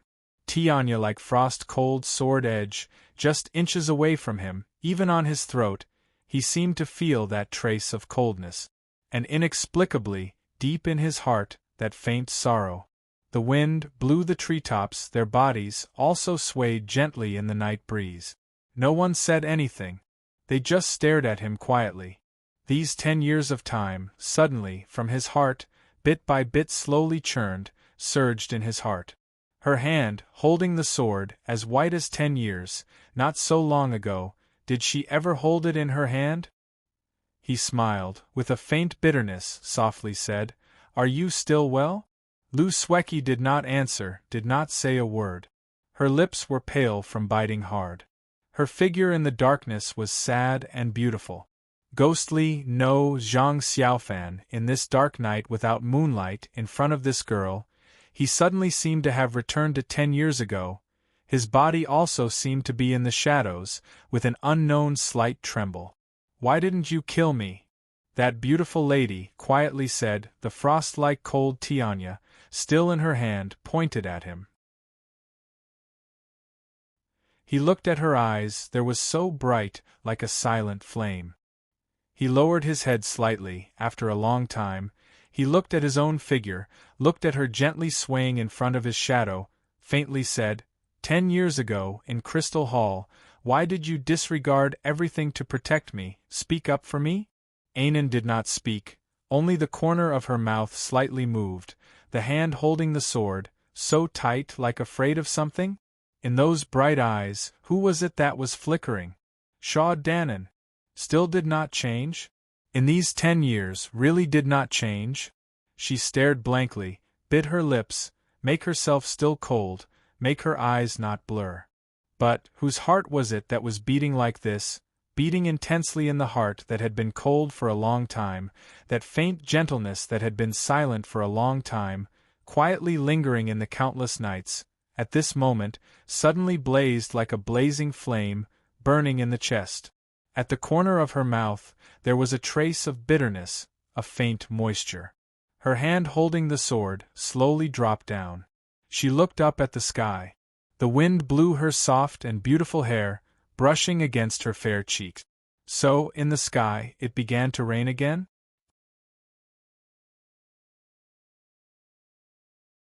Chapter 188.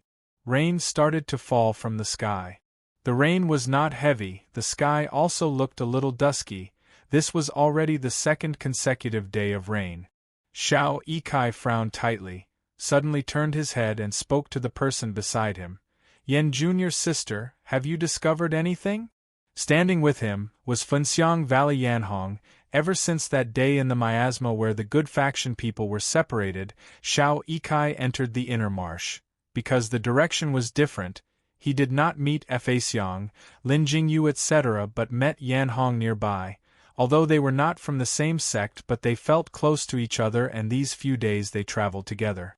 Just that after searching for a few days in this boundless forest, they still did not find anything other than trees. There were more trees, and then there was the incessant rain, countless poisonous insects on the ground.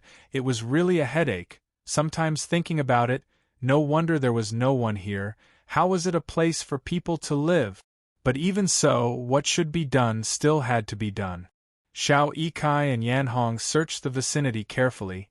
At the same time he also sensed, although Yanhong was very courteous to him, but she seemed to be on guard against something. Right now he saw Yanhong seemed to have seen something, kept staring at a spot in the forest. He could not help but asked her. Yanhong heard and suddenly said, Shao's senior brother, look over there, there seems to be something strange. Shao Ikai was shocked, looked towards where Yanhong was pointing, behind the layers of rain, between the dense leaves. Suddenly a weak golden light flashed and then disappeared. Shao Ikai's heart moved, saw that after a long time, that golden light flashed again, just that the distance seemed to have increased by a few degrees. Shao Ikai and Yanhong looked at each other.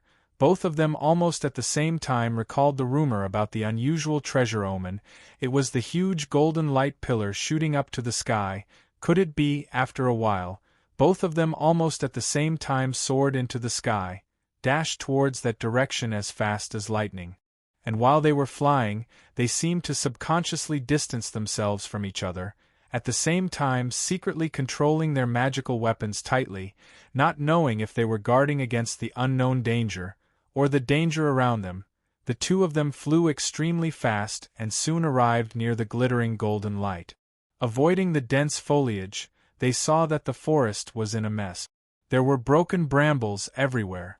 Even the thick tree trunks beside them were full of scars. What's more, a few trees that were as thick as a person's arms around the trunk had fallen. In the forest, this mess led straight ahead. It looked as if someone or a monster had unleashed its power and forcefully opened up a path in the dense forest. Shao Ikai and Yanhong looked at each other, saw the indistinct shock in each other's eyes. And at this moment, ahead of the forest, indistinct noises were heard again. Shao Ikai gestured to Yanhong, both of them flew up lightly, concealed themselves in the branches and leaves, and secretly flew forward. After flying for a while, he saw fallen trees everywhere along the way. There were also many dead animals among them. Most of them had not been able to dodge in time and suffered an undeserved disaster. The clamor in front of them grew louder and louder, and there were even sounds of Buddhist chanting mixed in. Xiao Yikai was startled, thought could it be Tian Yin Temple Feixiang's senior brother was here? Just as he was hesitating, he suddenly saw a golden light in front of him, followed by a loud roar. In an instant it was like a tangible sound wave vibrating and rumbling, all the branches and leaves of the surrounding trees shook together. The power was not to be underestimated. But Xiao Yikai's expression changed. In this Buddhist subduing evil roar, there was anxiety and urgency. Looking at the situation, it was not good. Tian Yin Temple and Qing Yun sect's relationship was not like Fenxiang Valley. Xiao Yikai hesitated for a moment and eventually still rushed out. The next moment, a sound of wind was heard. Yan Hong also followed up. Both of them were in the air, taking in the situation at a glance. They could not help but be stunned and then shocked. There was indeed a monk dressed in Tian Yin Temple monk robes, but it was not the gentle Feixiang, but the tall and sturdy Fashion.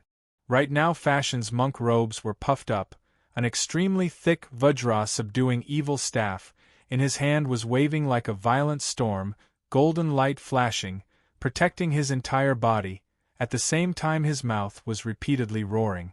The person fighting against him was a beautiful woman dressed in light yellow clothes. She had an affectionate expression on her face and a smile on her lips. Her black hair fluttered lightly beside her shoulders, and her eyes were watery. When one looked at her, it seemed as if they would immerse themselves in her and never come out again. Xiao Yikai only took 2 glances at her. His heart was suddenly stirred, felt that in the heaven and earth, there was only this girl left. He really wanted to spend his life with her. But luckily he had cultivated for many years. His skills were not shallow. Suddenly he was startled and thought, where did this witch come from, to have such a strong bewitching skill? Although Fashion's imposing manner was frightening, but in Xiao Yikai and Yan Hong's eyes, they could see that his face was flushed. Actually he was already forced by the beautiful girl in front of him to defend. If there was no external help, most likely he would not even last for an hour. Xiao Yikai and Yan Hong were secretly shocked, but no matter how they tried, they could not recall who this girl was. Her skills were actually so high, to be able to beat one of Tian Yin Temple's most outstanding disciples other than Feixiang until he could not retaliate. Seeing that Fashion was on the verge of defeat, Xiao Yikai and Yan Hong looked at each other. With a shout, charged down, wielded Qing Yun sect Tong Tian Peak's famous celestial sword, 7-star sword, transformed into a stream of white light, struck down from above. And beside Yan Hong's hand also released a stream of green gas. It was her magical weapon Green Spirit Stone, closely chasing down. That light yellow-attired girl heard the shout from above. Her countenance changed. A trace of anger seemed to flash past her face. Just that the thousands of flirtatious expressions seemed to have transformed into a soul-stirring beauty, faintly written on her face, captivating one's soul. Xiao Yikai was after all the current Qing Yun sect #1 disciple. His skills were high, not something an ordinary person could compare to. Where the 7-star sword's sword light was, it had already stretched into an enormous sword light, slashed down from above. That girl frowned. She did not dare to underestimate the enemy, and saw another girl behind her, her skills also not low. She had no choice but to float backwards. At the same time her right hand moved, suddenly grabbed in the air. Out of nowhere a purple light flashed, dazzling the eyes. A strange purple magical weapon steaming with propitious energy was blocked in front of her, collided heavily with the 7-star sword and Green Spirit Stone. Pung! A muffled sound, that girl floated backwards. Xiao Yikai and Yan Hong also landed beside Fashion. Xiao Yikai quietly asked Fashion, "Fashion's senior brother, are you all right?" Fashion's face was flushed, panting heavily. After a long while he caught his breath, said, Xiao's senior brother, be careful. This girl is evil sect He-Huan sect which Jin Pinger, she is very powerful. Xiao Yikai and Yanhong were shocked. These few years, Jin Pinger could be said to be an influential figure in the evil sect. Together with Qin Wuyan, ghostly, the three of them were known as the Three Gongzi, and was seen as a great calamity by the good faction. Unexpectedly today they met. It was actually such a beautiful girl, but when he recalled the intense bewitchment when he first saw her, Xiao Yikai knew that most likely this person was really He-Huan sect's Jin Pinger. Jin Pinger stood at the front. Her heart was really vexed. Initially, after she entered the Death Marsh, she searched for many days but to no avail. Today she met Tian Temple monk Fashion, who was alone. Both of them did not get along and started to fight. Fashion had cultivated for many years his Buddhism skills in the younger generation of Tian Temple. Other than the talented Fa Xiang, there was no second, just that this Jin Pinger was even more powerful. The moment she came up, she suddenly threw flirtatious glances. Even with Fashion's strong Buddhism skills, under this evil sect He-Huan sect's secret bewitching skill, he was caught off guard and suffered a great loss. For a moment his mind was in turmoil. His skills were only at 60%. After that, under Jin Pinger's seemingly casual but actually swift and fierce attacks, Fashion tried his best to protect himself, to maintain a trace of clarity in his mind, struggling to hold on. But if not for Xiao Yikai and Yanhong's timely arrival, most likely today Fashion would have been subdued by this Jin Pinger. His past cultivation would be wasted. Controlled by this bewitching skill, like a walking corpse, he would have to listen to Jin Pinger's commands for the rest of his life. Right now Jin Pinger was assessing Xiao Yikai from top to bottom, suddenly smiled. Her voice was gentle, said, "This Gongzi, don't know what enmity do you have with me? The first attack is so heavy, want to put little girl to death." Chapter 189. Xiao Yikai glanced at her and saw that her eyes were like water, bright and sparkling. Looking at it in this evening, it was as bright as the stars in the night sky, really made one's heart palpitate.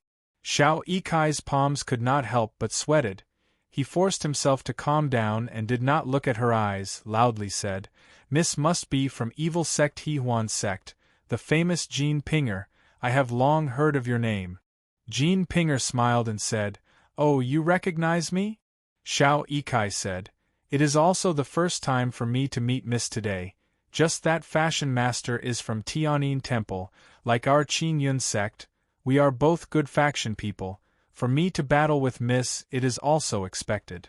Jin Pinger frowned slightly and then smiled and said, "If that is the case, I would like to ask which branch of Qin Yun sect expert Gongzi is from?" Xiao Yikai said, "I dare not. I am Qin Yun sect Tong Tian Peak Xiao Yikai. This is Fenxiang Valley Miss Yanhong." Jin Pinger's eyes scanned Yanhong's face, saw that she was also quite beautiful, could not help but took a few more glances. Yanhong's skills among the younger generation in Fenxiang Valley had always been on par with Li Sun as one of the twin Jade Annulus, just that she was a low-profile person and did not wish to stand out. Whenever there was any matter, it was Li Sun who would handle it. Right now, when she came down with Xiao Yikai, she had not spoken a word.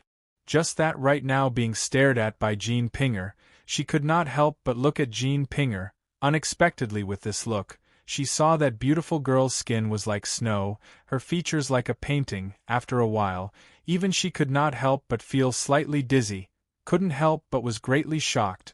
At the same time her face turned slightly red, secretly thought that evil sect witchcraft was really shameless and evil. Even as a girl, she could actually be bewitched by it. When Xiao Yikai came over, it was already dusk, and now with the commotion, the sky gradually darkened again. Jin Pinger stood there prettily, facing Xiao Yikai and the other three people. In her heart she secretly thought, that sword technique just now, this Xiao Yikai's skills are really not low, and there are still two people beside him. Although she is not afraid, but the Death Marsh treasure has not appeared yet. To fight with them here pointless, it is really not wise. With that thought, she had the intention to leave. Xiao Yikai, who was there, looked at her expression, suddenly stepped forward and was about to say something, but at this moment, deep inside the Death Marsh, far away in the incessant rain, suddenly a deafening sound like a tiger's roar or dragon's cry was heard. The sound was so loud that even the Buddhist demon subduing roar that Fa Shan made was like a child's play, not even worth mentioning. In an instant, the wind and clouds in the sky changed and surged at a speed that could be seen. The clouds evaporated, and layer after layer of scenes were like roaring and rushing waves. It really caused the world to change color. Everyone was shocked. They felt that the sound was like an awl piercing into their brains. They could not stand steadily. After a moment, under the astonished gazes of the crowd, in the distant darkness, a dazzling golden light suddenly soared up, gradually brightening, gradually thickening. In the end it turned into an incomparably huge golden light pillar. In the rumbling sound, it shot up to the sky, pierced into the clouds, in that instant illuminated the sky and earth. Everywhere was golden light, the clouds were golden clouds, the trees were golden trees. Xiao Yikai, Jean Pinger and the rest were awed by the spectacle and for a moment forgot that they were enemies. One by one looked up and saw that the golden light pillar became brighter and brighter, until it was almost too bright to look at. The wind and clouds surged even more violently in the horizon, swirling rapidly around the golden light pillar, forming an enormous vortex illuminated by the golden light. Under such a spectacular scene, the world was solemn, as if there was some supreme and precious object, making one to feel respect. After a long time, the golden light pillar which suddenly appeared then slowly stopped and then swiftly weakened, as if it came suddenly and left quickly. In a short while, the earth-shattering scene, like a whale sucking in water, retreated back into the darkness. After the dazzling light, an even deeper darkness than before descended on the earth. Jean Pinger, Xiao Yikai and the rest were all quick-witted people, instantly thought that this was the rumored sign of the birth of a rare treasure. Now that they saw it with their own eyes, the aura of the treasure's birth could really be described as unimaginable. They really did not know what kind of treasure it was. Compared to that, the battle before them was really too insignificant. Almost at the same time, Jean Pinger, Xiao Yikai, Yanhong flew up at the same time, headed towards the direction of the golden light pillar. Only Fashion was slightly slower, but he too followed closely behind.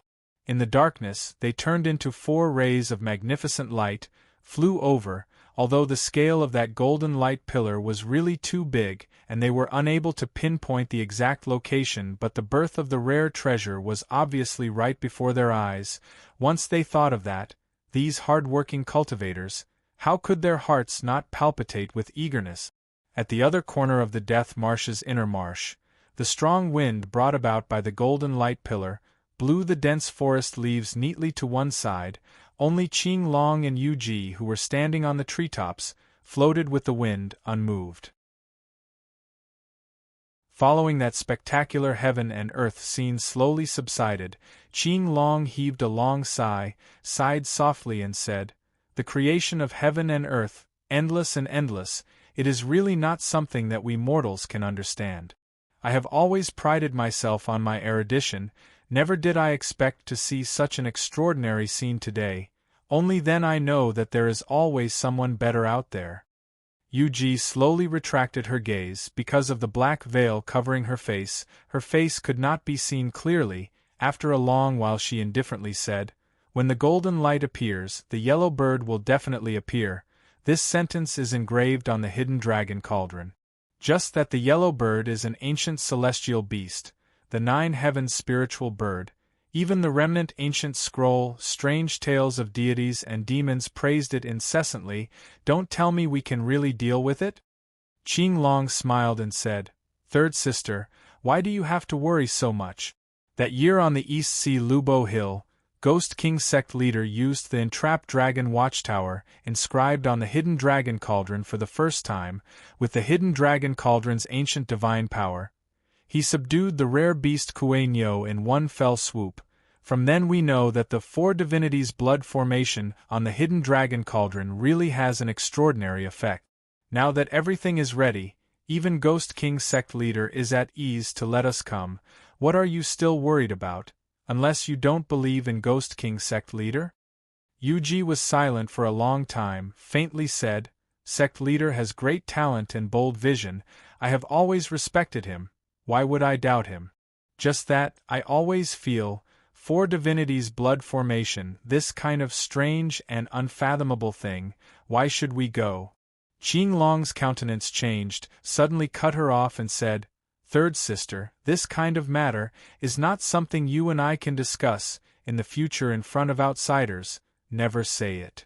Yuji's veil moved slightly, looked at Qing Long, saw him frowning tightly, his face solemn, couldn't help but became silent and then slowly nodded. Qing Long was then at ease, then slowly said, "Third sister, don't blame me for being long-winded. Actually these few years, especially after Miss Baiyao's incident, Ghost King sect leader's character has gradually changed, although he is still courteous and respectful to us usually, but I can see that he is usually decisive in handling matters. His murderous heart is already gradually growing. We are after all his subordinates. It is hard to predict his superior's intention. It is better to be more careful." Yuji quietly said, "Yes, big brother, I know." Qing Long glanced at her and then slowly turned around, after remaining silent for a long time, suddenly said, "I wonder where Ghostly is in the Death Marsh now." Yuji behind him looked ahead. Right now the dark night was boundless, the earth-shattering golden light pillar had already disappeared, leaving only darkness. She couldn't help but ask, "Big brother, hasn't Ghost King sect leader always trusted Ghostly the most? Why didn't he tell him that we will be coming here and also our purpose of coming?" Qing Long turned and glanced at Yuji, did not speak. Yuji seemed to be stunned, seemed to recall something, and then raised her head slightly, looked afar, indistinctly heard her voice, softly drifting, "Can't say again." Chapter 190. The sky gradually brightened. The rain stopped and the wind stopped. The first ray of light in the morning penetrated through the thick clouds in the sky, and the mist drifting in the death marsh spilled down. In the forest there was silence everywhere, but slowly, as the glimmer of light shone, it started to become noisy. From an unknown place, the first bird cry was heard. Immediately, following the rays of light that spilled down from the gaps of the branches and leaves, the entire forest seemed to have awakened from the deep sleep of the night. Far or near, the joyful cries of the morning were heard everywhere, welcoming this new day. Right now in the forest, the mist as thin as white muslin floated everywhere. Walking in it, one's face would feel slightly moist. In addition to the especially fresh air in the forest, breathing it in, one really felt broadened. Ghostly inhaled a deep breath of this morning air, expressionlessly looked ahead. Even Xiao Hui, who was crouching on his shoulder, also stretched its body. About 10 zhangs ahead, in the direction of that golden light pillar last night, the mist suddenly became thick, hazy and indistinct, making one unable to see clearly. Just that this mist was different from the miasma at the edge of the inner marsh. The color was not gray, it was already pure white. Looking from afar, the mist gently drifted in the forest, strand by strand, layer by layer. That might be where the rare treasure was. Ghostly slowly turned his head and looked to the side. Anan was standing 2 zhangs away from him, her clothes as white as snow, quietly staring at the mist ahead. They, in the end, still did not make a move.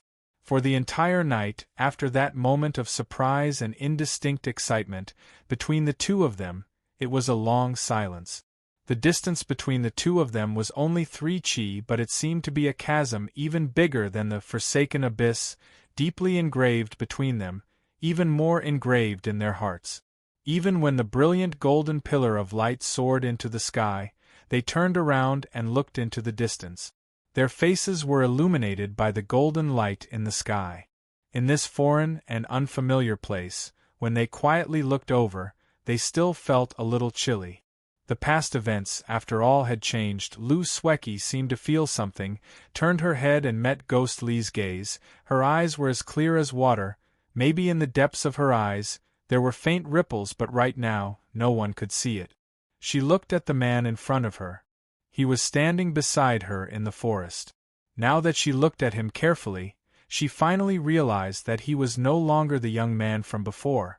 The face that had once been so familiar to him was now filled with the vicissitudes of life and calmness, and had lost its innocence and smile.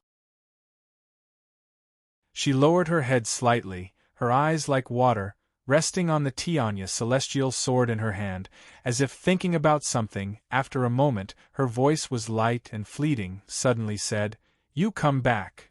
She did not raise her head, did not move, even her expression did not change the slightest, only her hand holding Tianya, slender and fair fingers, gradually tightened.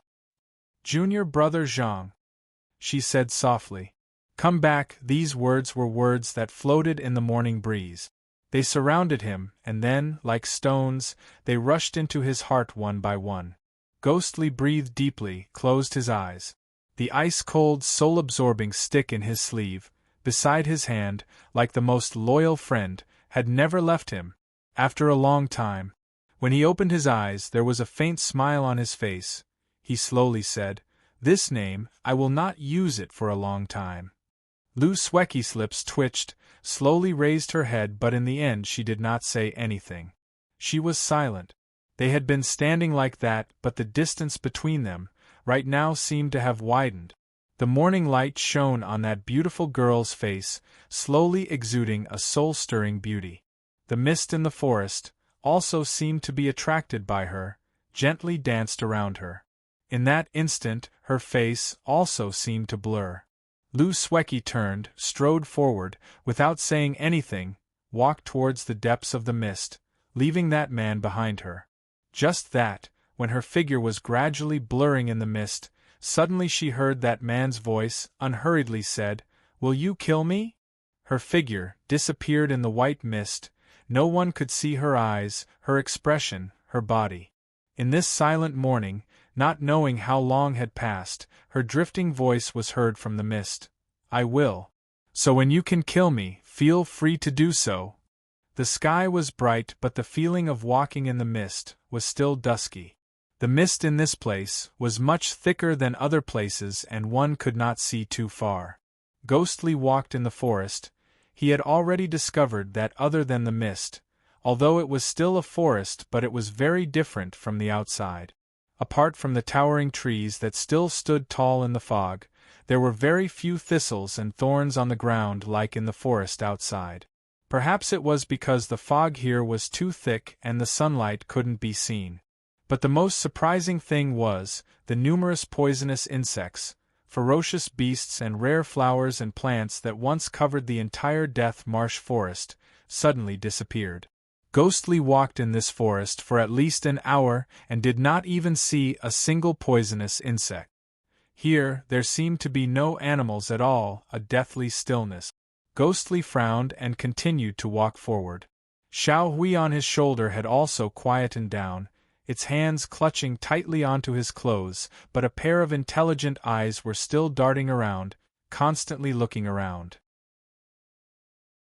Because there were no brambles and shrubs, and those annoying poisonous insects and beasts, it was much easier to walk on the ground. Ever since he entered the inner marsh, this was the first time.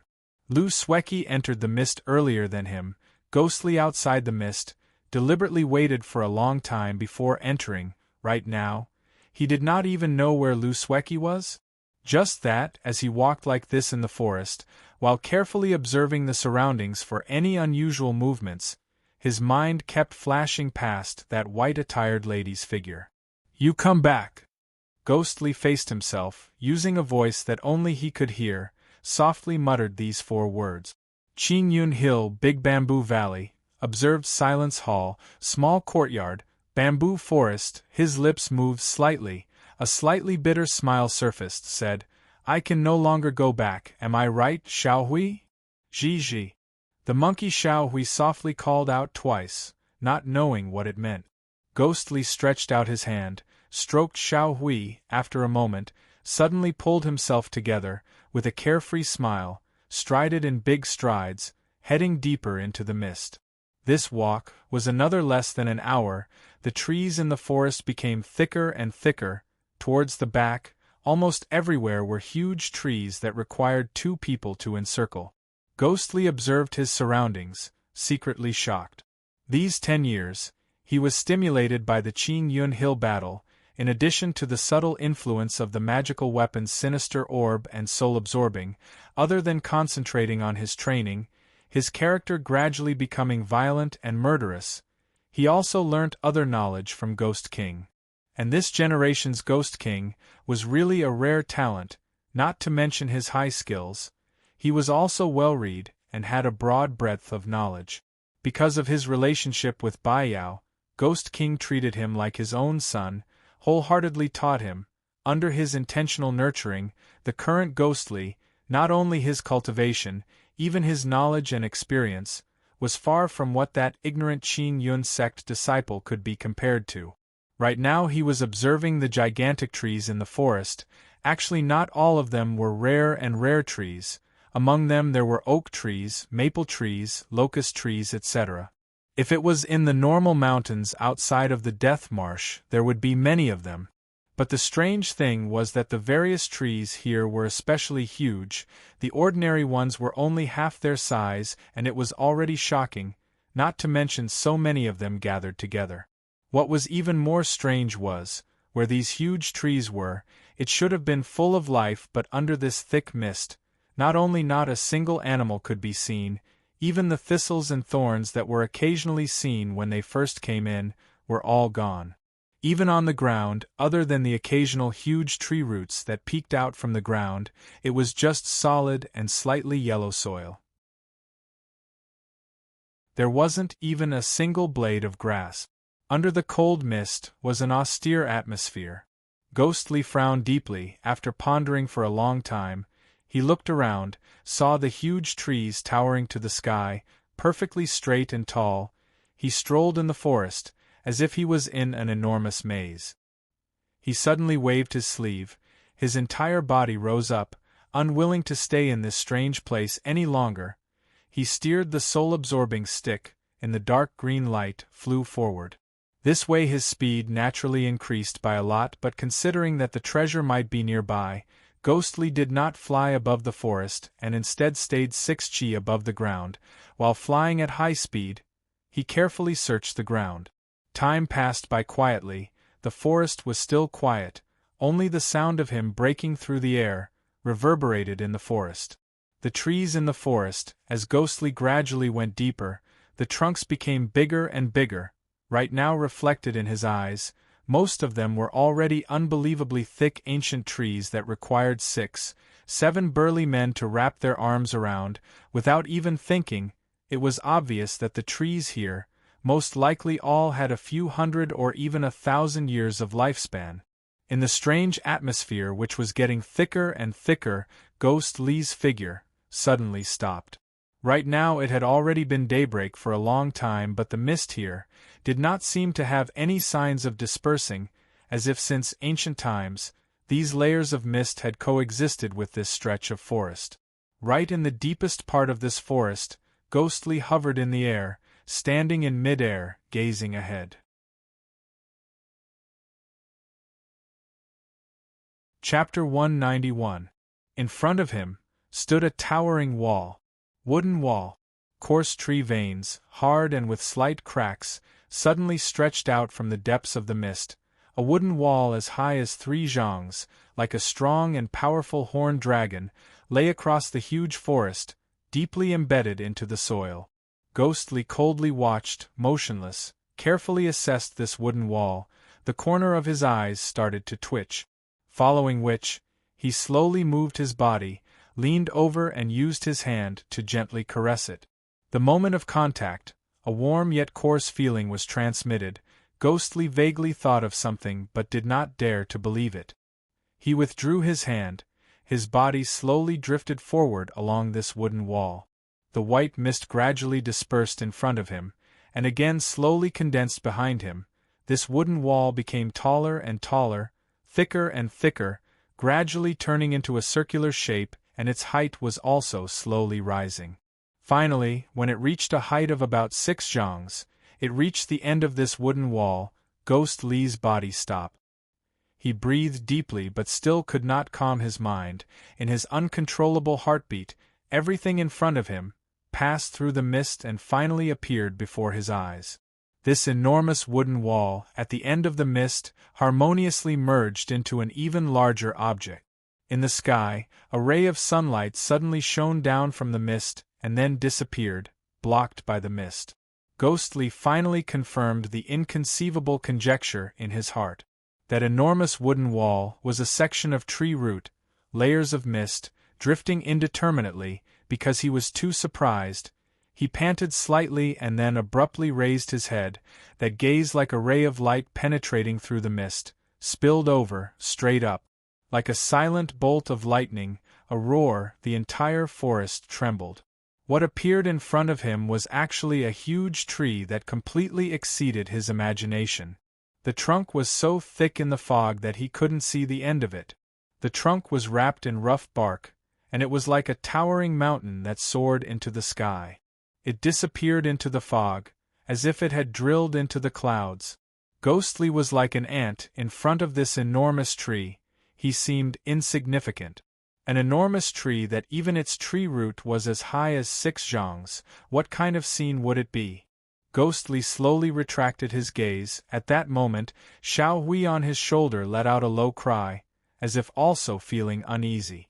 Ghost Li tilted his head slightly, suddenly smiled, faintly said, "The world is so big, nothing is too strange. We are indeed the frogs at the bottom of the well. Little Gray, let's go. Let's take a good look at this tree." Below his feet, the dark green light emitted by the soul-absorbing stick suddenly lit up. The next moment, it tilted upwards, Ghost Li with a light whistle. Following that sound of breaking the air, one man and one monkey charged up to the sky, into the layers of mist. A strong gust of wind blew against his face. Because of the high speed, it seemed a little fierce. In this fog, it was somewhat similar to the situation in the miasma wall when he first entered the inner marsh. However, it was different after all. Firstly, there was no poisonous gas. Secondly, he could see further. Just that these layers of fog actually condensed to an extremely high point. Ghost Li flew along this unbelievably huge tree. Until now he had flown for almost an hour. The fog still had not dissipated. He really wondered if it was connected to the clouds in the sky just like that. At the same time, Ghost Li also noticed that the trunk of the huge tree in front of him gradually had some changes. When it was on the ground, naturally the bottom of this huge tree was also unimaginably thick, and on the tree trunk, other than the rough bark, there was nothing else. But after flying for a long time, branches had already started to appear on this huge tree, and the most eye-catching thing was the first to appear, winding around the tree trunk, a strange plant similar to a vine, crisscrossing, its leaves huge, and at the tip of the leaves, colorful flowers bloomed, red, yellow, orange, and purple, extremely beautiful, drifting over with the wind. There seemed to be a faint fragrance. But until now, he was still unable to see clearly the trunk of this huge tree. Just how thick was it? The wonder of creation, it was really unimaginable, this strange tree in front of him. Most likely it was really thousands of years old. That was why it was so huge. See! A sharp piercing sound, dark green light flashed, dashed out from the fog. The fog under his feet also followed his figure, drifted up a little, and then gently fell down, like the waves gently calming down. Ghost Li finally dashed out of this fog. Heaven and earth suddenly opened up. The sky was azure blue, without a cloud for thousands of miles, the blue sky like it had been washed, and the white fog under his feet, winding around this huge tree. The closer he was to the huge tree, the thicker the fog. Right now, Ghost Li was already high up in the sky, and finally could see this huge tree clearly. Even at such a high place, This huge tree trunk in front of him was still as thick as 100 zhongs, and thinking of the distance from the ground to where he was now, it was not a tree, but a towering mountain. However, this was clearly a real tree. And it was still extending upwards. That huge tree trunk, other than the same shocking thick branches, was still extending straight up to the sky. Ghostly looked up, gazed afar. Deep in the blue sky, there seemed to be a faint shadow. He suddenly smiled, facing the blue sky. Which man, in the face of such a scene, could not feel pride in his heart? He flew up, broke through the air and left. His speed became faster and faster, allowing the strong wind to cut his face like knives. The higher he flew, the smaller the huge tree trunk, until the end it was only several zhongs in size. Even so, it was still shocking. Right now, there were already clouds, occasionally drifting beside the tree trunk. This huge tree seemed like the ancient legends, that stairway to heaven, straight up to the blue sky. Flying another 5 zhongs or so, Ghostly's body finally stopped. In front of him, the straight tree trunk suddenly split into 2 huge branches, extending to the left and right. Ghostly pondered for a moment, unhurriedly flew over, landed at the fork of this huge tree. Said it was a fork. Actually, with the huge size of this huge tree, even if several people stood here, it would not be crowded. Ghostly had just landed on the tree. A sound. Xiao Hui was the first to jump down. The monkey head looked around and then carefully touched here and there on the tree trunk, obviously very curious. It was the first time in its life seeing such a huge tree. Even if it was a monkey, it was also very surprised. Ghostly smiled, did not bother about Xiao Hui, flying swiftly all the way up. His heart was really shaken. Before this, he could not imagine that there would be such a huge tree in the world, and right now, after the initial shock, he already thought, could it be that the treasure was actually in this unimaginable tree? On top of the huge tree? The 2 branches that split off were similar in size, almost several zhongs thick, flying horizontally in the air, like 2 huge dragons leaping in the air. From here, the branches and leaves gradually flourished, and the distance it extended was actually quite long. Standing at this fork, the ends could not be seen. Ghostly silently thought for a while, made up his mind, turned his head and called out, "Xiao Hui." The monkey Xiao Hui was jumping here and there on the tree trunk, as if it was not afraid of this place being so high up from the ground. Sometimes it even ran to the edge of the tree, stuck its head out and looked down. The monkey's guts were actually quite big. This time, hearing its master's call, it called out twice, happily jumped back and landed on Ghostly's shoulder. Ghostly smiled and said, "Let's go." Xiao Hui's eyes rolled around, nodding incessantly. Seemed like the monkey's curiosity was also quite strong, grinning incessantly, looking very excited. Ghostly looked left and right. After a moment of contemplation, without any hesitation, again controlled the soul-absorbing stick, in a dazzling dark green light, flew towards the left branch. This flight was for a long time. Although it was high up in the sky, the huge branches of this huge tree still had innumerable huge leaves, extremely luxuriant. But for some reason, he did not see any fruits or flowers. Instead, the nameless vines that had been entangling this huge tree from the bottom of the tree, flowers were in full bloom. The branches were gorgeous. Following Ghostly's continuous flight, the branches on this side gradually became smaller, but for some reason, those vines instead became thicker and those blooming flowers also increased, until the end it was everywhere, too much for the eyes to take in. An inexplicable fragrance drifted in the air. Suddenly, Ghostly's flying body abruptly stopped in midair. It came in such a hurry that a sharp sound was heard. The tree trunk before him was suddenly completely covered by innumerable vines. The flowers vied with each other in beauty, from top to bottom like a sea of flowers, condensed into a wall, and in the sea of flowers, a stone door towered, 5 zhong tall, 3 zhong wide, embedded into the tree trunk. The surroundings were submerged by innumerable vines and flowers, leaving only a thick huge stone in the middle, engraved on it in ancient seal script. Celestial Emperor Treasury.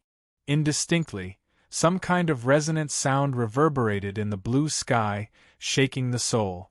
Ghost Lee's gaze immediately retracted and landed in front of the stone door, in the sea of flowers, that white figure. As if hearing the movements behind her, that lady in white unhurriedly turned around, innumerable beautiful flowers under the blue sky, suddenly as if laughing together, complimenting her exceptional beauty, proudly bloomed. In the sea of flowers she was the most beautiful and clear color. Ghostly in the mid-air, for a moment 100 feelings welled up in his heart. He was stunned.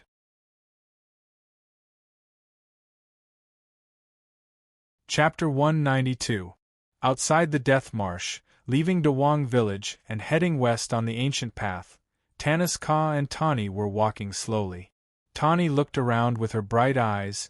The ancient path was overgrown with weeds, a stretch of desolation. After walking out of Dawang village for a long time, they did not even see a shadow of a person. Gazing afar, this place was in the wilderness. There were no mountains around. The sky was high and the grass was long. Wind blew through the fields. The green weeds were like waves rolling. It was a beautiful sight, broadening one's mind. Tanis Ka's lazy voice came from the side, said, "What are you looking at?" Tani smiled. "Grandpa, when I came here a few days ago, because I was in a hurry, I did not look around carefully. Today the weather is good, you see the scenery here is not bad." Tanis Ka looked at the plain outside the ancient path. His spirit was lifted, but then he said to himself, "Isn't it just a field of wild grass? What's there to see? If it's made of gold, then it's—" "Grandpa!" Tani called out, interrupted him, glared at him and said, "Why are you always thinking about money? Your name has the word Sien, so vulgar." "Vulgar?" Tanis Ka was angry, said, "You dare to scold me vulgar? I am an esteemed person, famous throughout the world to give birth to Buddha, to benefit the common people and save all living beings."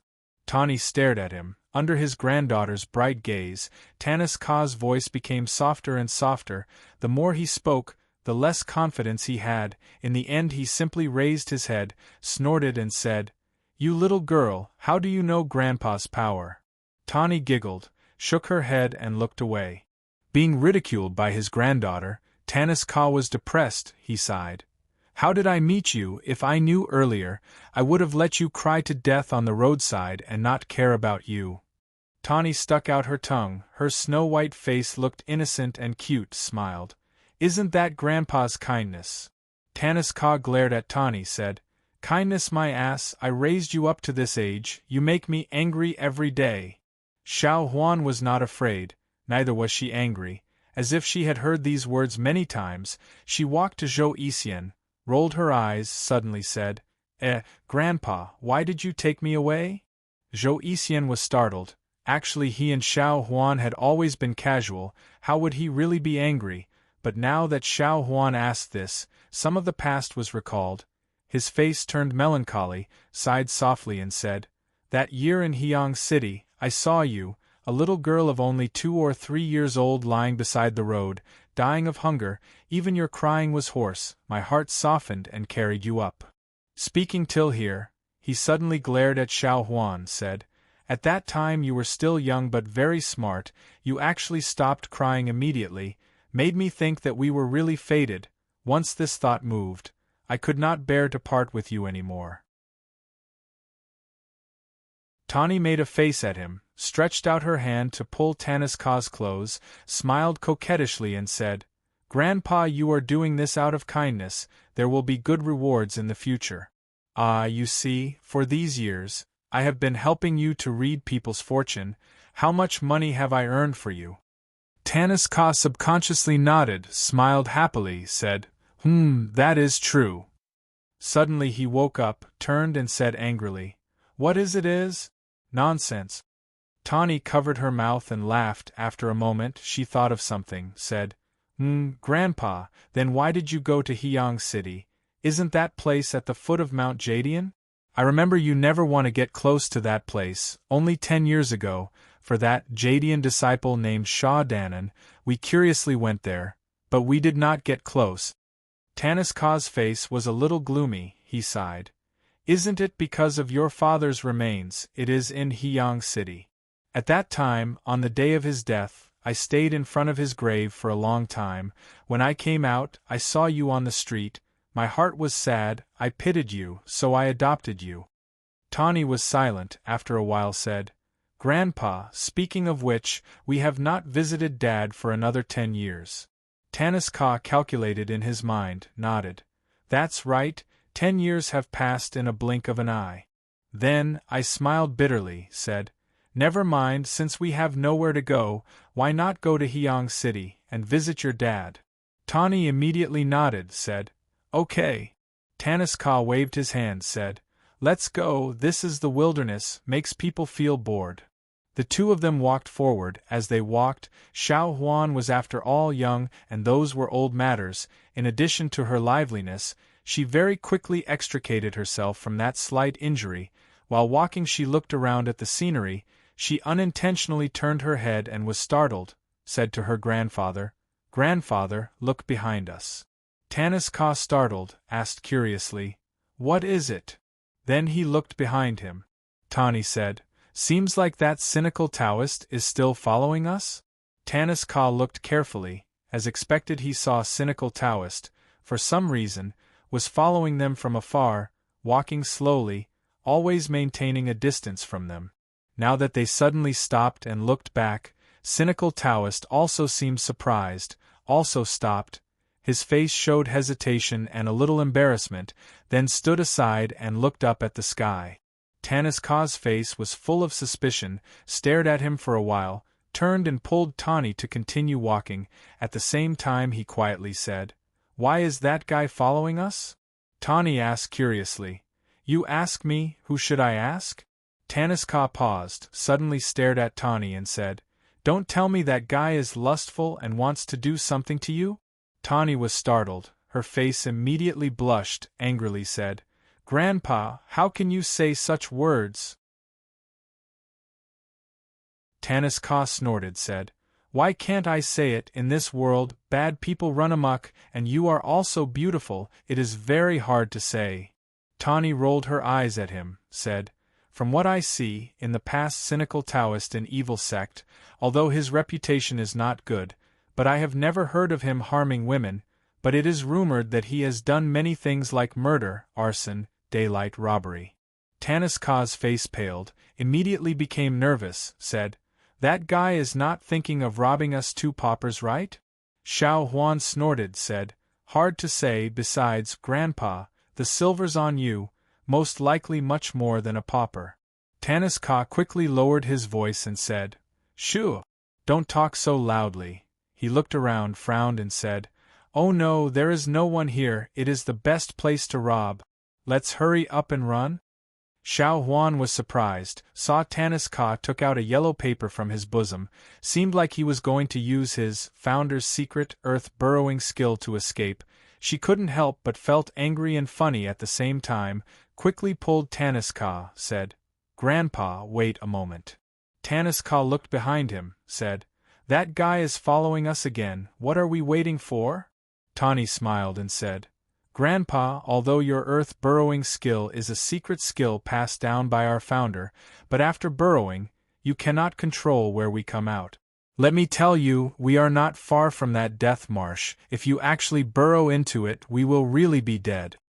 Tanaska was surprised, murmured, Our luck won't be that bad, right? Tawny rolled her eyes at him, said, Do you think your luck is good or bad? Tanaska thought for a moment, then very firmly said, Bad. Xiao Huan giggled, said, Then that settles it, so we cannot take the risk. While speaking, she went closer to Zhou Yisian, signaled to her left hand, quietly said, Grandpa, you have forgotten, I still have a protective magical weapon that Pinger's sister gave me, and also that wild dog Taoist is not some evil sect master, it is not a difficult matter for us to deal with him. Tanaska lowered his head and pondered, then let out a long breath, said, You are right, Sai, don't know why, these few days I have been on tenterhooks, restless. Seems like I have seen too many cultivation masters in the Death Marsh, and thought too highly of that cynical Taoist. Tawny pursed her lips and smiled, said, "Moreover, that cynical Taoist doesn't seem to be a bad person. Didn't he lend us his umbrella?" Tanis Ka snorted, said, "What us? He is lending it to you. I was drenched half to death in the rain. You this girl are actually indifferent, really unfilial."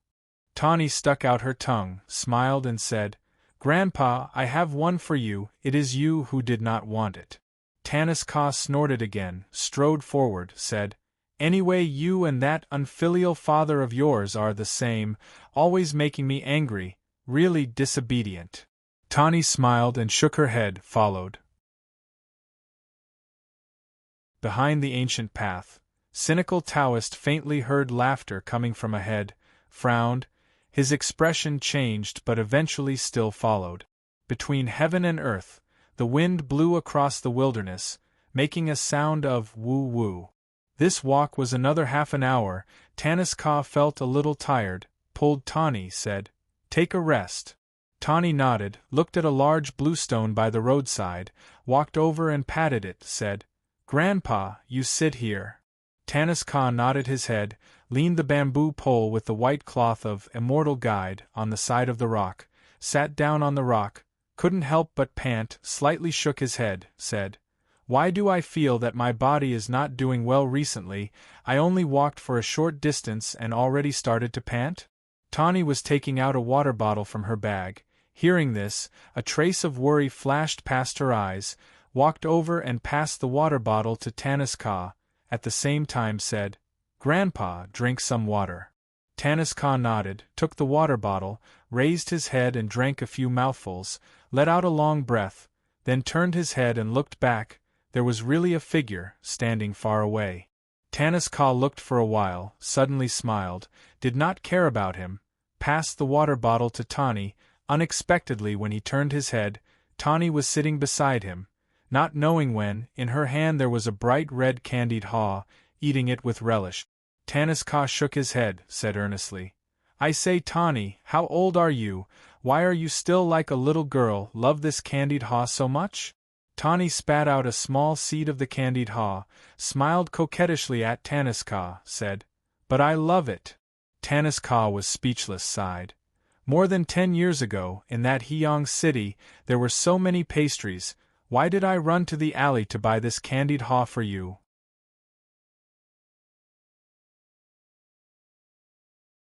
Chapter 193. Finished, he shook his head and sighed. Tawny smiled and did not speak, lightly tasted the food in her hand, maybe under the bright red appearance of the candied haws, her lips also seemed to have a touch of color. Tanis Ka sat for a while, felt his strength gradually recovered.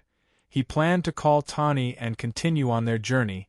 Unexpectedly, just when he turned his head, he suddenly saw a pair of feet in front of him.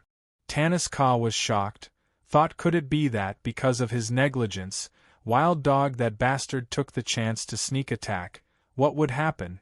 Seems like he really cannot easily believe the little girl's words. Old man has traveled the world for more than 100 years, don't tell me today is the tortoise stumbling, the boat capsized in the gutter? As he was thinking, he was about to call Tawny up. Suddenly the person in front of him said gently and calmly, "Are you still reading people's fortune?" Tanis Ka and Tawny both stood up, looked up and saw a middle-aged man in front of them, thin brows, a square face, refined features, eyes bright and full of expression, a full forehead. In his elegance there was an imposing manner without anger. A Confucian robe, at his waist a light purple jade pendant, exquisite and translucent, indistinctly had auspicious air, very beautiful, definitely not an ordinary item. Just that on his forehead and sideburns, there were many more white hairs that did not match his appearance, looked a little more vicissitudes of life. Tanis Ka's expression suddenly became very strange. He stared at the person in front of him, under his sleeves, his hands tightly clenched into fists, but on his face, after the shock, there was indistinctly some excitement, some gratification and some vicissitudes of life. Tawny's gaze turned from that person's face, back to her grandfather, and then found that Tanis Ka's expression was not right, was about to say something. Tanis Ka suddenly said, Tawny, go to the side for a while, wait for grandfather to call you, then come back. Xiao Huan was surprised. This had never happened before, but looking at Zhou Yixian's serious face, he did not seem to be joking, and looking at their expressions, they seemed to be old acquaintances. She acknowledged, casually tidied her bag and walked towards the back. As she walked, she would occasionally look back, but her grandfather and that middle-aged man were still standing there, seemed to still not speak. She was a bit worried. This was the first time she had met that middle-aged man, but in that short moment, she didn't know why she was afraid of him. Her heart was filled with an inexplicable fear. For more than 10 years, she had always been by Taniska's side. She never knew that her grandfather knew such a powerful person. While she was thinking, her heart was in a trance, totally unaware that she had walked for quite a distance.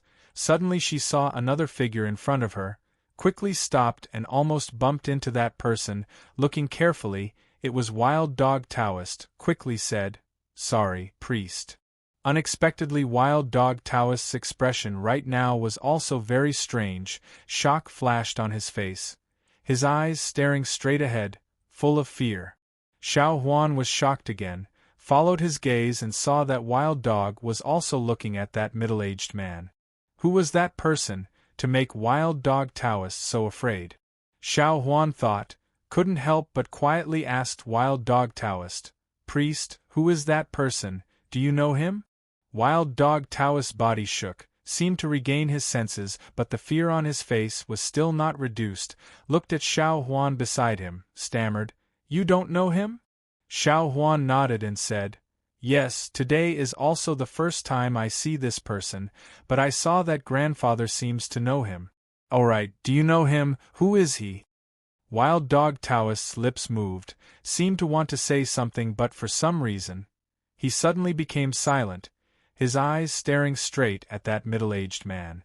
Xiao Huan frowned, instinctively felt that Wild Dog Taoist's reaction was strange. There was fear, and right now there seemed to be some anger. Taniska and that middle-aged man stood side by side, stood beside the ancient path, gazing into the wilderness. A breeze blew over, the white hair at the temples, as if narrating the years, the vicissitudes of the human world. "We haven't met for many years, right?" that middle-aged man suddenly indifferently said. Taniska looked afar, his expression complicated. After a long while he said, "Should be several decades." That man smiled faintly, said, "Are you still well?" Taniska was silent for a long time, said, "Roaming the world, enjoying the human world, can't say good, can't say bad either." That man seemed to be touched, turned and looked at Taniska, said, "Are you still blaming me in your heart?" Taniska gave a wry smile, shook his head and said, "You have not wronged me, why should I blame you?" That man smiled and said, "Actually it is not bad for you to be like this, open your heart, roam the world, now thinking about it, it is also a celestial life, it is not in vain that your name has the word celestial." Taniska looked at him, suddenly said, "If you want to live like me, what's the difficulty, old friend?" That man suddenly heard Taniska calling him old friend, couldn't help but was surprised, but then smiled, looked afar, slowly said, "I am different from you." Taniska said indifferently, "Of course you are different from me since your youth, you have always attached great importance to power, until now I guess you still can't let it go." That man frowned, anger flashed deep in his eyes, as if no one dared to speak to him like this, but when he looked back at Taniska, he saw that Taniska had a head full of white hair, much older than him. Suddenly lost, the anger also disappeared. "Why do you look so old?" Taniska shook his head, said, "I am old, but you have cultivated Tao, you shouldn't." Here, he hesitated, but finally said, "I heard about your daughter, you—" That man's face turned gloomy, then slowly shook his head, stopped Taniska's words, suddenly said, "When we were still young, you used big diviner divination at the foot of majestic Fox Mountain to tell my fate, do you still remember?" Taniska startled. That man looked up at the sky, slowly said, "I still remember clearly, you were young and full of vigor, You told me everything, said my fate's baleful energy was too strong, punished my wife and children. If there is no way to solve it, I will lose my wife and children. Now it really came true. As he spoke, his voice gradually became bleak. Tanis Ka lowered his head, after a while, suddenly raised his head, said resolutely, Now we are also people with half a foot in the grave. I also have something to tell you. That man was slightly surprised, said, Speak. Tanis Ka stared at him, said, What I said at that time, it was all nonsense to deceive you. Since young, Lousy hated those fortune-telling things. How would I have the patience to learn? As for that big diviner divination, of course there is such a saying, but how would I know? So what I said at that time was just because I saw your proud face, I couldn't bear it. Don't keep it in your heart. That man's body shook, as if he never thought that Tanis Ka would say such words. After a while, he suddenly shook his head and laughed. His laughter was loud and clear. In the end, he laughed so hard that he bent down. Where was the dignity he had when they first met? At a distance, Tawny and Wild Dog Taoist were dumbfounded. After a while, that man slowly stopped laughing. His expression gradually returned to calmness and dignity, but in his eyes there seemed to be more traces of bitterness. Tanis Ka silently looked at him. They stood side by side for a long time. Behind them, Tanis Ka indifferently said, Why are you here? That man glanced at him, said, Aren't you always proud of your intelligence? What do you think? Tanis Ka snorted, said, You are going to Death Marsh, right? That man leisurely said, Yes, I am going there. Why, don't you want to have a look, old friend? Tanis Ka's lips curled, said, Your reputation is too bad. If I walk with you, it will be strange. It's better for me to stay away from you. That man looked at Tanis Ka, suddenly laughed and said, World's Edge ancient path. To be able to meet an old friend, it is considered a rare fate. You and I have met today, don't know when we will meet again, you take care. Tanis Ka snorted, said, I am living well, I don't want to die, but your enemies are more than the foxes on majestic Fox Mountain, better think of yourself. Tawny stood by the roadside waiting for a long time, suddenly saw her grandfather and that man walking over, quickly went up to her grandfather. That middle-aged man glanced at Tawny, and then at Wild Dog Taoist behind her. Wild Dog's countenance changed, slowly lowered his head. That man glanced at him, suddenly said, You are the Wild Dog Taoist beside Ghostly? The fear on Wild Dog's face deepened, hesitated for a moment, then quietly said, Yes. Tawny stood beside Tanis Ka, couldn't help but softly asked, Grandfather, who is he? Tanis Ka had not answered. That middle-aged man seemed to have heard this little voice, turned, smiled and said, Why, little girl don't know me? Tawny was surprised, blankly shook her head. That man smiled and said, You can call me Wan Ren Wang. Tawny was surprised. That man looked deeply at Tanis Ka, suddenly waved his sleeve, turned and strode away, without even turning back. Striding out, there was an imposing manner that looked down on the world, slowly spread out. The crowd behind him saw that figure walking along the ancient path towards the direction of Death Marsh. Suddenly that man was singing loudly, The road to the ends of the earth is never far. Love has always been infatuated. High sky and wide sea, 80,000 zhang, all living beings prostrate themselves. 10,000 stars, the moon bright, heaven cold, cold like frost. Laughable, all living beings are like straw dogs. Who overturns the rain, who overturns the clouds? The voice was simple, although it was not gentle and pleasant to listen to, but in the desolation, there was a forcefulness. The crowd saw that under the heaven, on the ancient path, drifting white clouds in the silent wilderness, that man clasped his hands behind his back as he walked, an unspeakable arrogance. The voice gradually faded, that man was already far away.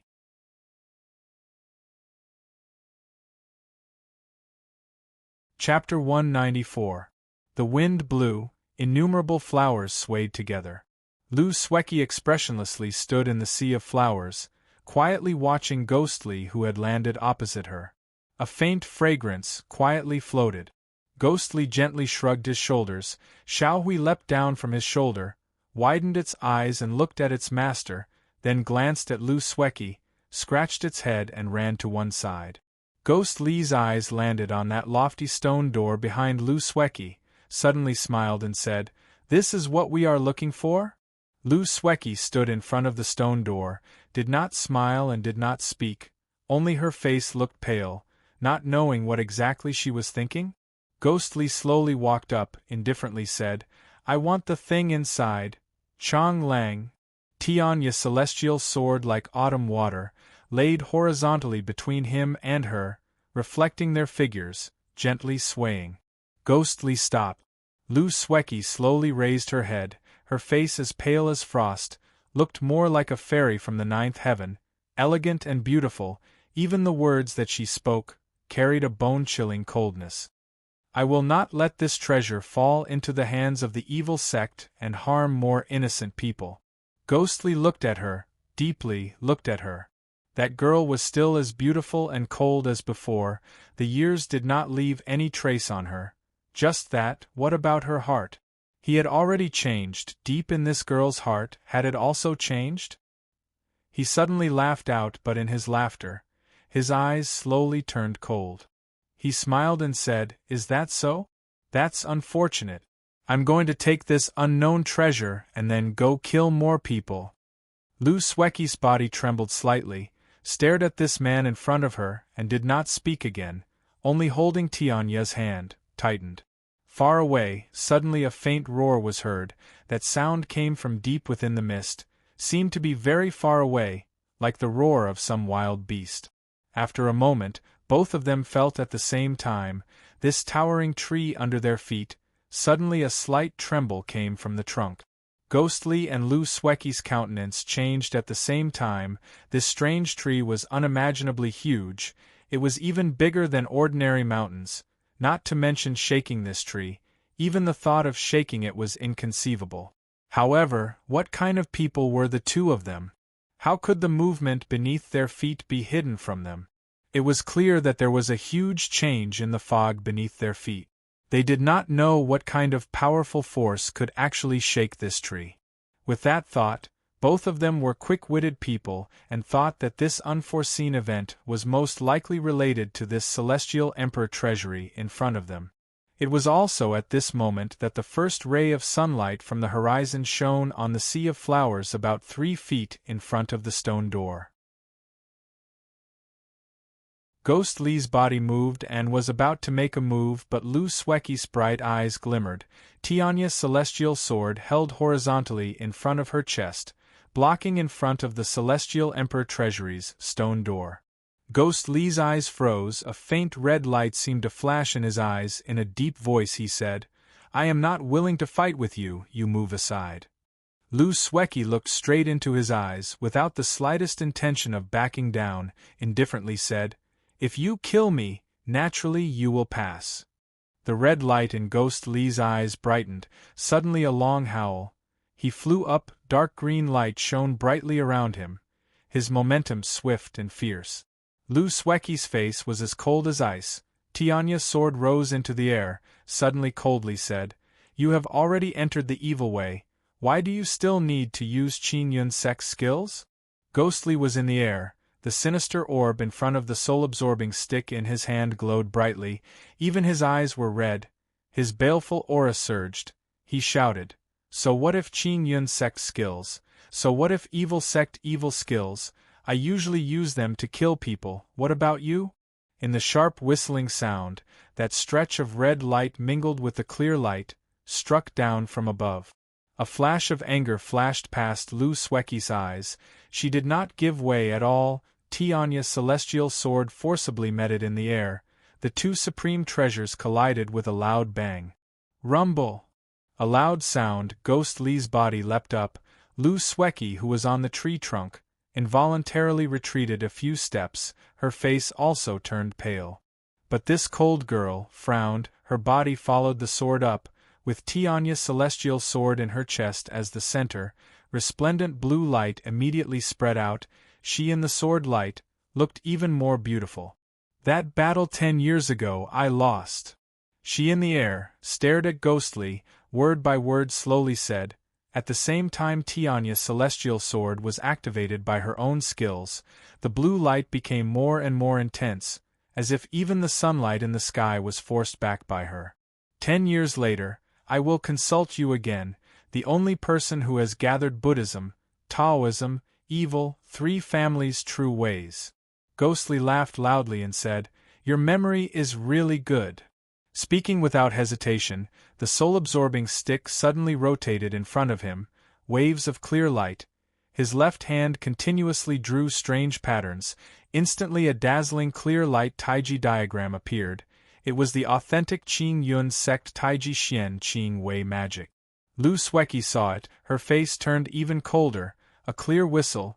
Tianya's celestial sword light glowed brightly. With a turn of her wrist, Tianya immediately seemed to grow 10 times longer, slashed towards Ghostly. Ghostly's countenance changed slightly. He himself had also painstakingly trained in this Taiji Xian Qing Wei, just based on the power of Lu Sueki's sword. He knew that in these 10 years, her skills had advanced by leaps and bounds. At that time among Qing Yun sect's younger generation, there was no one who could easily condense Taiji Xian Qing Wei with such pure sword light. The power was so great when he was young, when he saw his teacher Tian Bui teaching Qiheo a lesson, and at that time Tian Bai's attainment in Taiji Xian Qing Wei had already reached Shang Qing realm. And right now Lu Sueki casually slashed over, the sword light like a mountain, the blue light as sharp as a knife. The force could topple the mountains and overturn the seas. Compared to Tian Bui at that time, the speed of her improvement in these 10 years was really unimaginable. Just that although Lu Sueki's aptitude was astonishing but Ghostly possessed 3 school skills, in these 10 years of hard training, how would it be ordinary? Right now Ghostly facing that mountain-like sword light, both of his arms shook, the Taiji diagram in front of him suddenly rotated rapidly, swiftly enlarged, shielding his chest. See! A sharp sound was heard, as if the indestructible sword gleam was blocked by the Tai Chi pattern, but the blue light became stronger, the clear light flickered, the brilliant grand light shone between the two of them. It was very beautiful, but everyone knew that if they were not careful, they would be hit by this sword gleam that contained the great power of Taoism. If not dead, they would be injured. In the light, Ghostly exhaled, a muffled sound. Tianya's celestial sword flew back, and after the Taiji diagram flashed a few times, it disappeared in the air.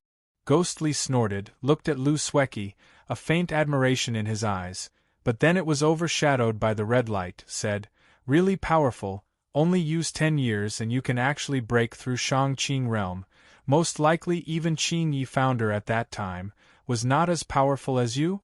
Lu Sueki stood in the air, her clothes fluttering, a sword gesture in her hand. Tianya's sword immediately stopped, the blue light shone again, even brighter than before. At the same time she was secretly surprised. These 10 years, her cultivation was radical, although it was because of her outstanding aptitude, but more importantly it was because she trained extremely hard, could almost be described as excessive.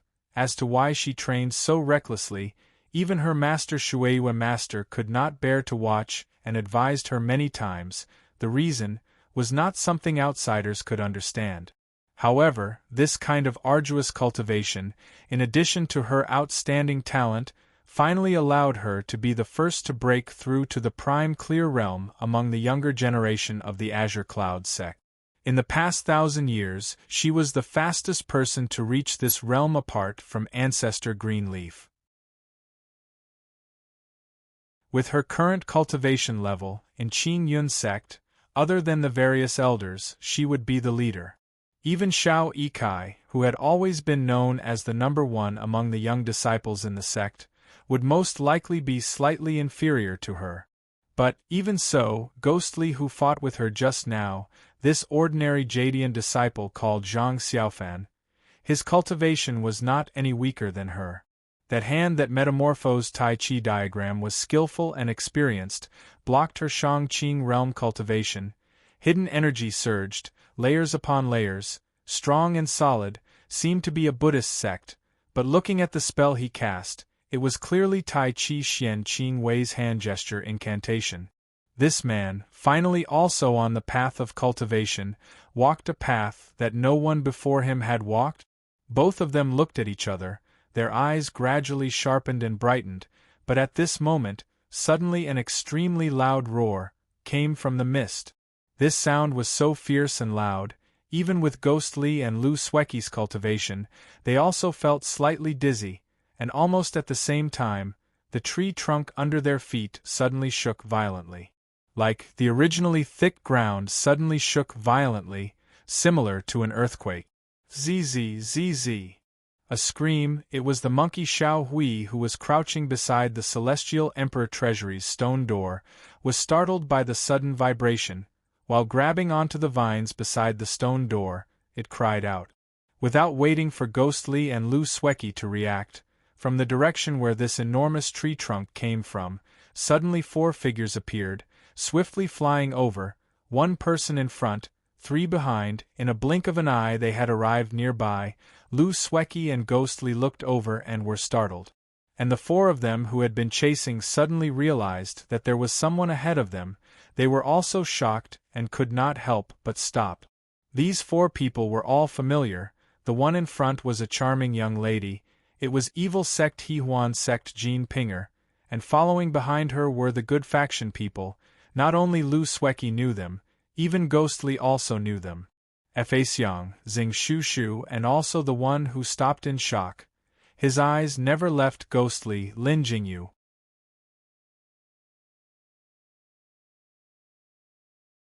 Chapter 195. The scene suddenly quietened down. Ghostly's eyes looked at them. Fa Xiang and the rest's faces revealed a complicated expression, like joy, like surprise, all kinds of expressions flashed past.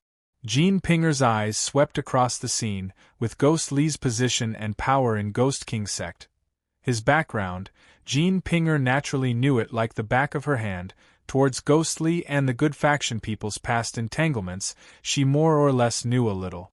Right now, looking at the situation, she hesitated slightly, quietly moved towards Ghostly, stood together with him.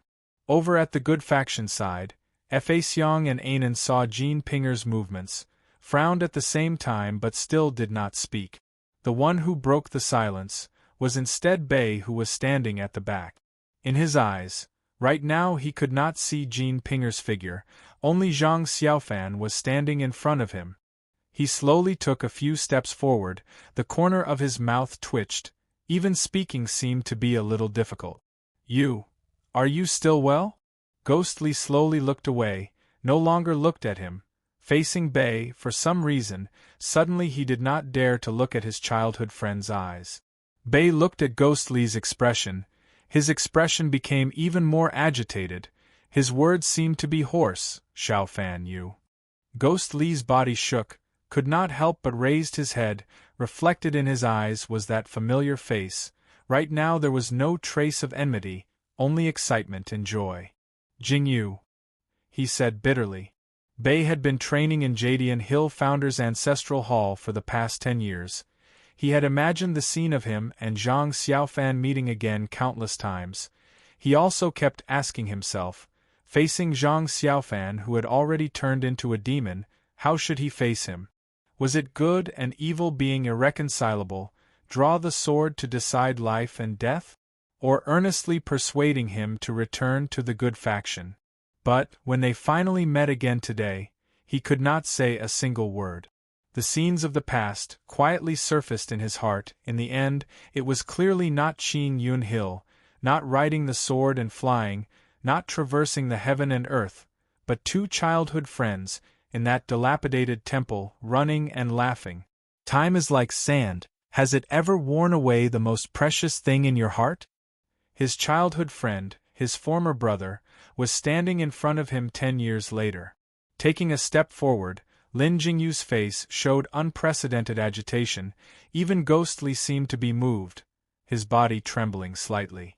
Perhaps in Ghostly's heart he was just as excited? Jean Pinger, who was standing beside Ghostly, frowned slightly. She was naturally not interested in the relationship between the two brothers, but looking at the situation, the good faction seemed to have the advantage in numbers. If something happened to Ghostly, she would inevitably be alone. He coughed once, smiled and said, "Ah, Ghostly Gongzi, I didn't expect you to arrive here earlier than us. I wonder if you have obtained that rare treasure?" Once the words were said, Lin Jingyu and Ghost Li's bodies shook. Fa Xiang and Xing Shushu looked at Lu Sueki at the same time. Lu Sueki slowly shook her head. Then they were relieved. A simple question suddenly pulled them back to reality. Ghostly closed his eyes slightly. After a moment, when he opened them again, there was an indistinct red glint. His gaze also turned sharp. He looked deeply at Lin Jingyu, finally turned his head, no longer looking at him. He took a step back, stood shoulder to shoulder with Jean Pinger. Jean Pinger smiled, her eyes like water. The ripples in her eyes seemed to be sprinkled on. Ghostly gently said, "Are you all right?" Ghostly snorted, "We will temporarily cooperate, how about it?" Jean Pinger immediately said, "All right, after this, we will talk." Ghostly glanced at her, nodded. In just a short while, the two of them could already tell that the situation was not easy, therefore decided to join forces. Ghostly indifferently said, "Doesn't your Hehuan sect have many highly skilled disciples? Why is it that only you entered the inner marsh alone, and instead they gained the upper hand?" Jean Pinger glanced at Fa Xiang and the rest. Her face actually slightly blushed, looking even more lovable, softly said, "Our Hehuan sect is only a small sect. I am afraid that if I bring a few more in, those people outside will suddenly die without knowing why." She smiled and glanced at Ghostly, said, "Instead, Ghost King's sect has always been a place of hidden dragons and crouching tigers. Why is it that, other than a gray-haired monkey, there is no one else beside Master?" Ghostly heard the indistinct sarcasm in her words, indifferently said, "Everyone is the same. If I bring a few more talents in, I'm afraid the people outside will be swallowed by your Hehuan sect and Wandu clan." This time the evil faction's three main branches came to the west on a large scale. On the surface they were working together to destroy Chang Shun Hall, but in the dark they were scheming against each other, guarding against each other. As a result, the three main branches were restraining each other, and did not dare to use all of their highly skilled disciples. Instead, the good faction took advantage of them. Issa stood at a distance. His heart was also quite excited. At that time on Qingyun Hill, he and Zhang Xiaofan had always been good friends. Other than Bei, he was Zhang Xiaofan's best friend. But the affairs of the world made fools of people. It turned out to be like this. His heart couldn't help but feel pained. He had the intention to speak to Ghostly, regardless if it would be useful or not. He wanted to let this friend return to the right path, but in a blink, his eyes landed on Jean Pinger's face. Suddenly his heart jumped. He felt that the girl's face was like a peach blossom, extremely flirtatious, a pair of bright and limpid eyes like pools of water. That gaze seemed to be able to speak, staring at him. He took a few glances, immediately felt a boom in his head, as if he was drunk. He only wanted to be drunk into that girl's eyes, could not help but took a step forward. "Do!" Suddenly, a shout, like the evening drum and morning bell, rang in his ears. Fazan's white moon monk robe flashed, suddenly appeared in front of him, blocked Jean Pinger's sight, at the same time faced Issa's evil vanquishing roar. Xing Shushu was startled, and then regained his senses. In a short moment he was drenched in cold sweat. He thanked Fa Xiang incessantly. In his heart he secretly cursed, "This evil which is really scary." Fa Xiang's face was solemn, turned and stared at Jean Pinger. Before she came up, Jean Pinger had already fought with these few people, knew that although this monk looked young but his Tian-in temple Buddhism cultivation was really outstanding, her bewitching skill did not seem to have any effect on him. Most likely this person's mental fortitude was too deep and was not afraid of such external disturbances. She smiled and did not speak. Fazan frowned, then his eyes landed on Zhang Xiaofan. Facing Zhang Xiaofan, His expression was not so calm. On his peaceful and compassionate face there was a hint of guilt. Hesitated for a moment, then said quietly, "Zhang Shidi." Ghostly suddenly cut him off coldly. "My name is Ghostly, no other name." Fazan paused. Issa couldn't help but shouted, "Xiao Fan, don't be like this, we always thought you are." Fazan suddenly waved his hand, stopped Issa's words, at the same time said quietly, "Zhang Shidi, there are some things you cannot say. If your Jadian elders know about it, there will be trouble." Zhang Shushu was taken aback, looked at Ghostly in front of him, and eventually kept quiet. Fazan turned around, seemed like he still wanted to say something to Ghostly, but at this moment, suddenly the giant tree trunk under everyone's feet shook violently again. The shaking this time was much stronger than the previous time. Everyone could see the tree trunk was shaking in the air, at the same time could not stand still. Most of them staggered a few steps. Everyone's face turned pale. At the same time, another sky-shaking roar was suddenly emitted from the depths of the dense fog below. It sounded like a ferocious beast was roaring towards the sky. That invisible sound wave actually transformed into a ferocious giant wind that surged upwards from below, causing everyone's clothes to flutter. And in the roar, a strange hissing sound was heard, like a poisonous snake slithering, also like rope rubbing against each other, reverberated between heaven and earth, louder and louder, nearer and nearer.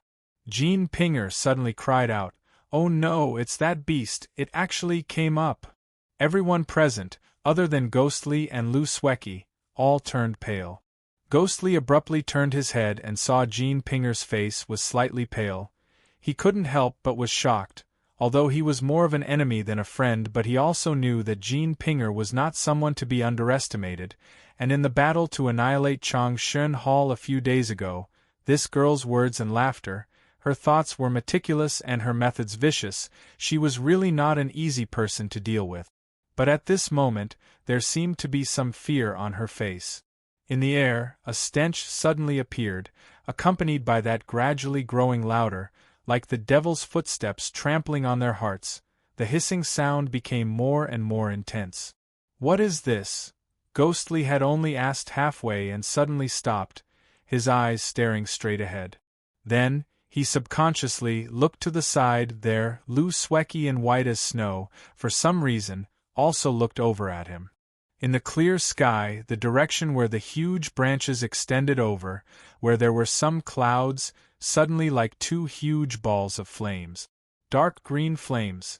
In the flames, there were two slender vertical deep eyes, glinting with cold light.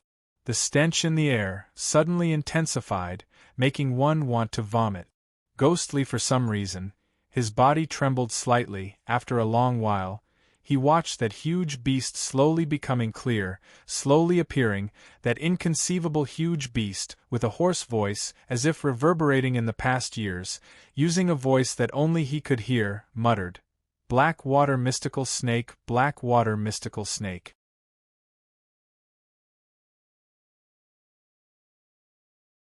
Chapter 196. The tree trunk shook even more violently. Even this incredible towering tree, under the black water mystical viper's enormous body, also seemed to be trembling. As if it was a ferocious beast from ancient times, the black water mystical viper used its enormous snake body to wrap around the tree trunk. Wherever it passed, the branches and leaves were in a mess, those vines and flowers all withered and shattered. It shook its head and wagged its tail as it moved forward. Those humans in front of it, right now, were like ants, not worth a mention.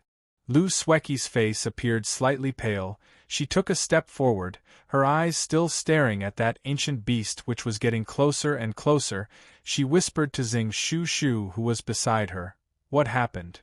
Sweat appeared on Zhang Shushu's forehead. He said, "Just now when we were down there, we suddenly met this terrible beast. With our meager skills, naturally we could only run. But at that time it did not seem to care about us and seemed to be searching for something and left very quickly. I didn't expect it actually climbed up." Everyone looked at each other in dismay. Even though everyone present here was a person that had achieved success in the Tao and was far from being comparable to mortals in the world, there was a limit to one's strength. Especially before this extremely terrifying enormous beast, any form of resistance was laughable. At the critical juncture when the black water mystical viper was getting closer, Jean Pinger suddenly said, "Oh no, this beast most likely is also here for the things in the Celestial Emperor treasury." Everyone's countenance changed. Ghostly frowned slightly, his face expressionless, but in his heart he suddenly recalled that when he just entered the Death Marsh's inner marsh, he once met an unimaginably huge beast in the miasma. Because of the miasma he did not see it clearly, but from then on, he felt a faint familiarity with the unique fishy smell around him. Now it seemed that the beast he met that day was actually this black water mystical viper. The black water mystical viper continued to advance, the enormous black body pressing the tree trunk until it trembled incessantly, almost making one worry if the tree trunk would be crushed by it. And in the midair, that enormous snake head, under its fangs, its bright red forked tongue kept on stretching in and out, facing the direction of the Celestial Emperor treasury, hissing softly, as if it was very excited. At this moment everyone could tell that this enormous beast's target was indeed behind them, the things in the Celestial Emperor treasury. Ghostly turned his head and looked towards the Celestial Emperor treasury. The thick and solid stone door still did not move an inch. The sunlight, which originally only shone on the sea of flowers in front of the stone door, had now shifted onto the door. The 4 ancient seal characters Celestial Emperor treasury glimmered under the sunlight. Fa Xiang looked at the huge body of the serpent that looked like a small hill coming closer and closer. He sighed and quickly turned to the others and said, "This black water mystical serpent is an ancient demonic beast. It is not something that humans can fight against. We are definitely not its opponent. Let's not force it and leave quickly." Everyone knew this logic. Xing Shushu, Lin Jingyu and the rest all nodded. Jean Pinger snorted, clearly unwilling, but looking at her expression, she still prepared to leave. Everyone at the scene wielded their magical weapons and prepared to disperse. Ghost Li's hand also slowly lit up with dark green light. He turned his head and was about to call out to Xiao Hui, who was still hiding near the stone door, when at this moment, suddenly, above the Celestial Emperor treasury's stone door, a dull rumble was heard. Right now, it was the sunlight from the horizon, shining on the top horizontal line of the Celestial Emperor treasury, 4 ancient seal characters heaven. Roar! Almost at the same time, the black water mystical serpent suddenly increased its speed, hissing and swiftly crawled up. Everyone was shocked for a moment. Jean Pinger, Xing Shushu, Lin Jingyu, Fa Xiang and the rest were the first to fly up. In the air, a fishy smell assailed the nostrils. A strong gust of wind blew from somewhere, blowing on their faces like knives. Ghostly suddenly turned around and flew towards the Celestial Emperor treasury. Fa Xiang and the rest, who were already in midair, were greatly shocked. Looking back, the black water mystical serpent seemed to be enraged.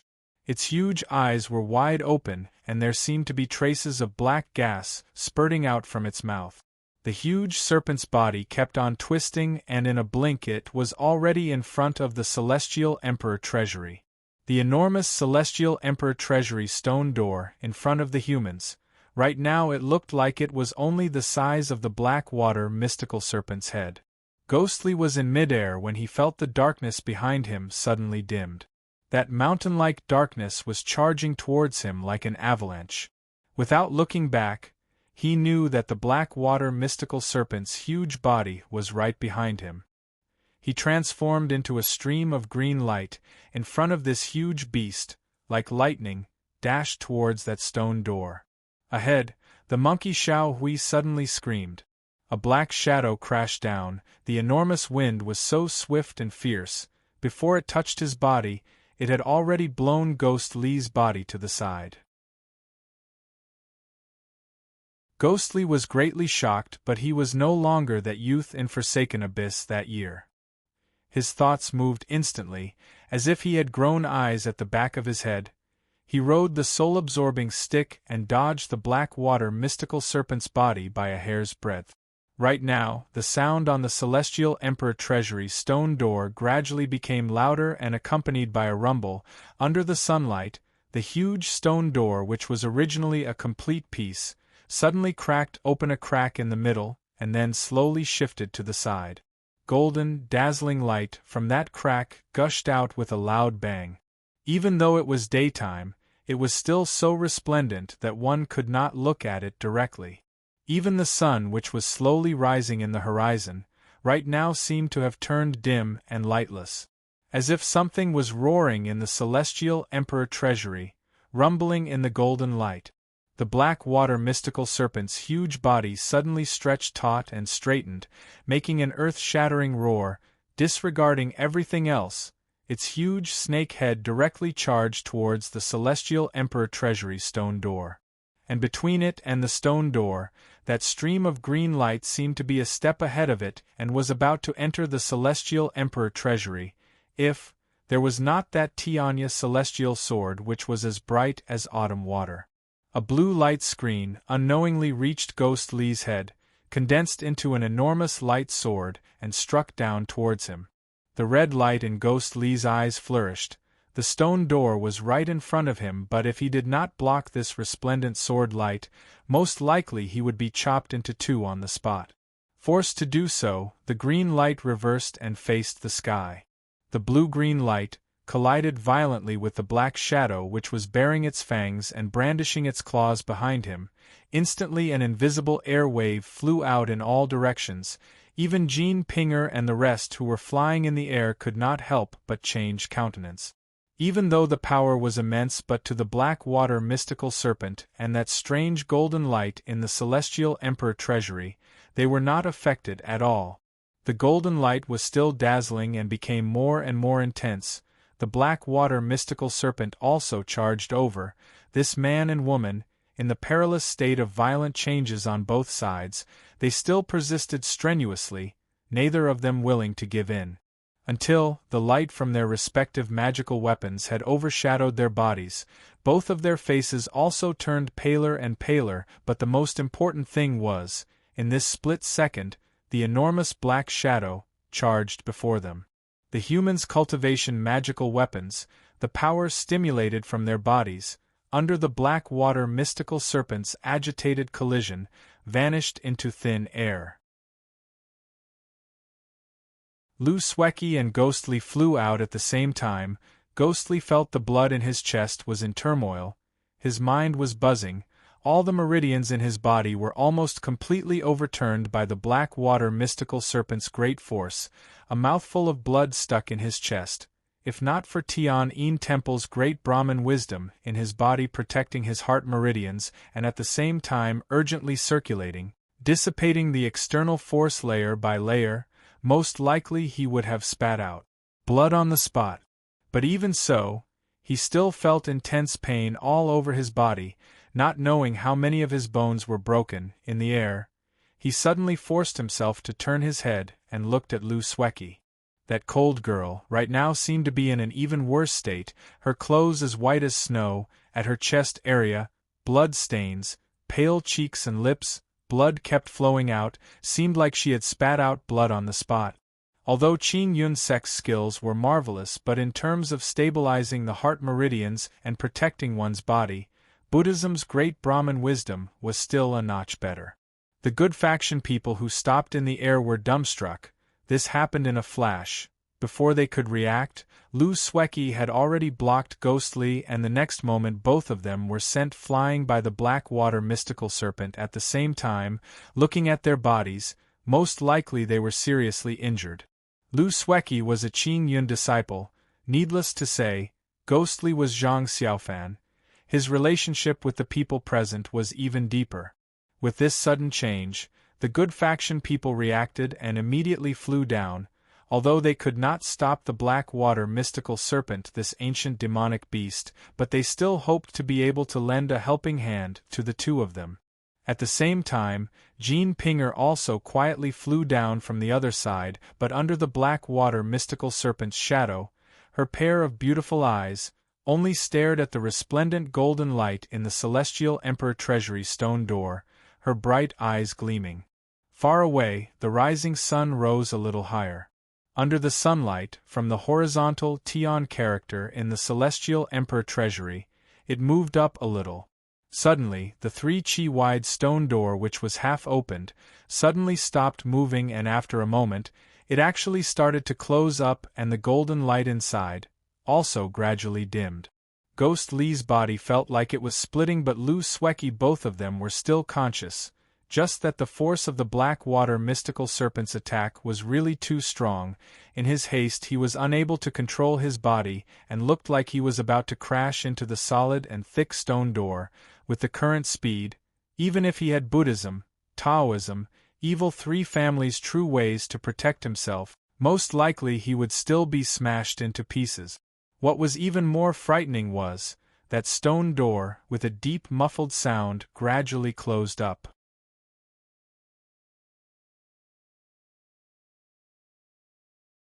Chapter 197. Far away, as if in mid-air, came Bay and others' exclamation.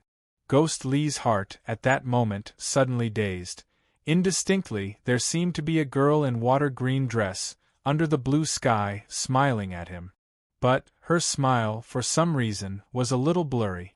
Time, at this moment, seemed to have slowed down. His body flipped in the air. He saw the ferocious-looking black water mystical viper behind him. He saw the hard stone door that was slowly closing in front of him.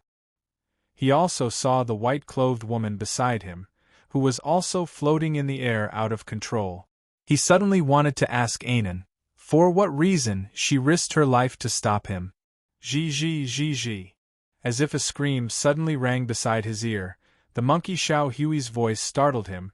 Xiao Hui had unknowingly run to the stone door's crack, anxiously jumping non-stop, screaming loudly, and right now, the distance between the stone door's crack was already less than 2 chi. Seeing, he was about to hit the stone door. Seeing, he was about to finish this life. Seeing, the blue sky and white clouds were pressing down on him. If give up. He gritted his teeth, used his last bit of strength, twisted his body a little bit. At that moment, he saw from the corner of his eyes that Gap was facing him. Perhaps he could escape from the gates of hell? He let out a sigh of relief. His whole body was like dying, without a trace of strength. The wind was biting cold, but he suddenly felt someone was watching him. He raised his eyes. Anan, without knowing when, had already woken up, was beside him. Looking at the direction she was flying, she was definitely going to hit the hard stone door. But, for some reason, on this beautiful girl's face, there was not the slightest fear. At this moment of dizziness, at this moment of life and death, her body involuntarily flew to death. But, on her face, there was not a trace of sorrow, not a trace of fear. Like a flower in the night, in the crimson blood dotted her figure, in the distant screams, in front of Ghostly, no, in front of Shaw Danan, she suddenly smiled. The pale smile had a gentleness that had never appeared before. In such a biting cold wind, her lips gently opened and closed, gazing at the person beside her. There were 4 words that passed through the wind, through the blood, and even more so through the years. They lingered in his ears and reverberated in the depths of his heart. "You, come back!" She closed her eyes and her body seemed to suddenly sink. She watched as she was about to leave him. It was as though the last of her strength had disappeared along with those 4 words. Her black hair fluttered in the wind, slightly covering one side of her fair face. The woman floated in the wind, but there seemed to be a faint smile on her lips. But what was it that was reverberating in the depths of his heart with such blazing agitation? It was like a surging flood that broke through all obstacles. Even if everything in the world could disappear, at this moment, that white figure. How could he give up? How could he give it up? A low and hoarse roar came from his throat. In the inexplicable tears, he struggled. In the fierce wind, he struggled. He stretched out his hand, stretched out his hand, stretched out his hand. Tightly, hold on! Just like 10 years ago, beside forsaken abyss, in the rain of rocks, that white-attired woman disregarded everything and ran to him, grabbed his hand. Tightly, hold on! Before his last bit of consciousness disappeared, he used all his strength to pull that woman towards him. In front, there was only 1 chi of stone door gap left, and the golden light in the stone door had completely disappeared, leaving only darkness. There was a faint warmth in his palm. He closed his eyes. The endless darkness, just like 10 years ago, drowned over, swallowed them. The stone door closed with a loud crash. At that last moment, Xiao Hui also followed its master and entered. And following that, this enormous stone door closed again with a loud sound. That gap in the middle also inconceivably disappeared. Rumble! The black water mystical viper's enormous snake head smashed onto the stone door. The tremendous force was like an avalanche. The several zhang's thick enormous tree trunk also shook violently, as if it was about to break. The black water mystical viper, like seeing the delicacy that was about to reach its mouth, flew away again and fell into an uncontrollable rage. The enormous snake head started to crazily smash onto the stone door. The force was so great that even the people in the sky far away also changed countenance. Jean Pinger hatefully flew up, distanced herself from that black water mystical viper. She cursed incessantly in her heart. Just now, when the good faction people were not paying attention, she secretly followed the black water mystical viper from the other side and approached the Celestial Emperor treasury. She initially wanted to wait for an opportunity to enter, but unexpectedly the situation took a turn for the worse. The Celestial Emperor treasury, for some reason, suddenly closed again. Jean Pinger was a step late. She was furious, but there was nothing she could do. And right now, in the black water mystical viper's rage, its attention had already started to shift to the people in the sky. Jean Pinger saw this beast raising its head, and seemed to have some unusual movements. She quickly retreated another several zhangs. As expected, the black water mystical viper suddenly opened its mouth wide and spat out a gush of black venom towards the people in the sky. The fishy smell assailed the nostrils and made one want to vomit. The good faction people hurriedly dodged, and for a moment they were in a sorry state. Jean Pinger dodged faster and was considered calm. But looking at the black water mystical viper roaring furiously and then using its head to hit the Celestial Emperor treasury's stone door with all its might, she guessed that she would not be able to gain any advantage today. If she continued to wait, the good faction people would instead become hostile towards her. She might as well leave. With that thought, Jean Pinger quietly left the place and flew back to where she came from. But she had not flown far when her body suddenly shook. On the path where she came from, the place where the black water mystical viper passed by, was a mess, but for some reason, there was a patch of vines flower bed that was actually undamaged.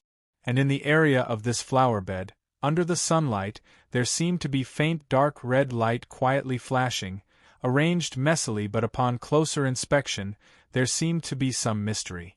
Jean Pinger frowned slightly and looked carefully for a moment. A glint suddenly flashed in her eyes, as if she had seen through something. She quickly looked around, and at the same time sneered and quietly said, "Even they are here." She hesitated for a moment in the air, and eventually still shook her head, and flew off without looking back.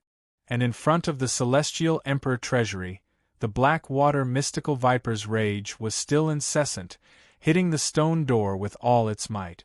The good faction people in the sky initially wanted to secretly go down to check if they could save Lu Sueki and Fan Xian, but once they got close, they would be attacked by the black water mystical viper, and a few times they were almost injured by the enormous beast. After encountering danger for a few more times, Fa Xiang signaled the others to retreat further away, gathered together, and then said in a low voice, "This is not the way to go on. We don't know what exactly is in this treasure trove, to make this beast so obsessed with it. With it guarding here, No matter what, we will not be able to enter the treasury. Lin Jingyu's face was grim, staring intently at the black water mystical viper below. Xing Shushu also looked anxious, but even though he was quick-witted and intelligent, right now there was nothing he could do. Just when everyone was extremely anxious, only the black water mystical viper's crazy roars seemed to be left in the world. And at this moment, suddenly, the sky darkened. Xing Shushu and the rest were startled. Just a moment ago, the sky was still clear for miles. How could it change in an instant? They could not help but looked up. With this look, they were dumbstruck. In the sky above, a large patch of orange-yellow color suddenly appeared, several zhongs in circumference, shrouding above their heads and actually blocked out the sunlight. Following which, a clear cry like a phoenix's cry was heard from the horizon. The black water mystical viper, which was still in a frenzy, suddenly stopped its movements. Its enormous snake head raised its head to look, and then it made an angry gesture, opened its mouth, bared its fangs and roared at that patch of cloud. That patch of cloud covered the sky and sun as it descended, although it did not look as huge as the black water mystical viper, but it was almost the same size. From afar, the crowd could clearly see that it was a huge orange-yellow feathered bird, spreading its wings and flying, circling in the sky, facing the black water mystical viper, which was entrenched on the tree trunk. Not only did it not show any fear, instead it seemed to have the intention to attack. And the black water mystical viper, facing this strange bird, also put away its insufferably arrogant attitude, coiled its body, its snake head hissed, solemnly waiting. This must be the legendary Nine Heavens spiritual bird, the yellow bird. Note 1. Fa Xiang looked at the two huge beasts confronting each other, muttered. Note 1. This passage was taken from a classic of mountains and seas, Great Southern Classic, Mount Wu, Yellow Bird. Where there is Mount Wu, there is Yellow Bird in the west. Emperor Medicine, 8 Temples. Yellow Bird in Mount Wu presides over this mysterious snake. Another note. Emperor refers to celestial emperor, medicine refers to celestial medicine, namely immortal medicine. Mysterious snake refers to the black water mystical viper. You're tuning in to the Phoenix Knights YouTube channel. Don't forget to subscribe and join us on this journey to catch the most captivating stories.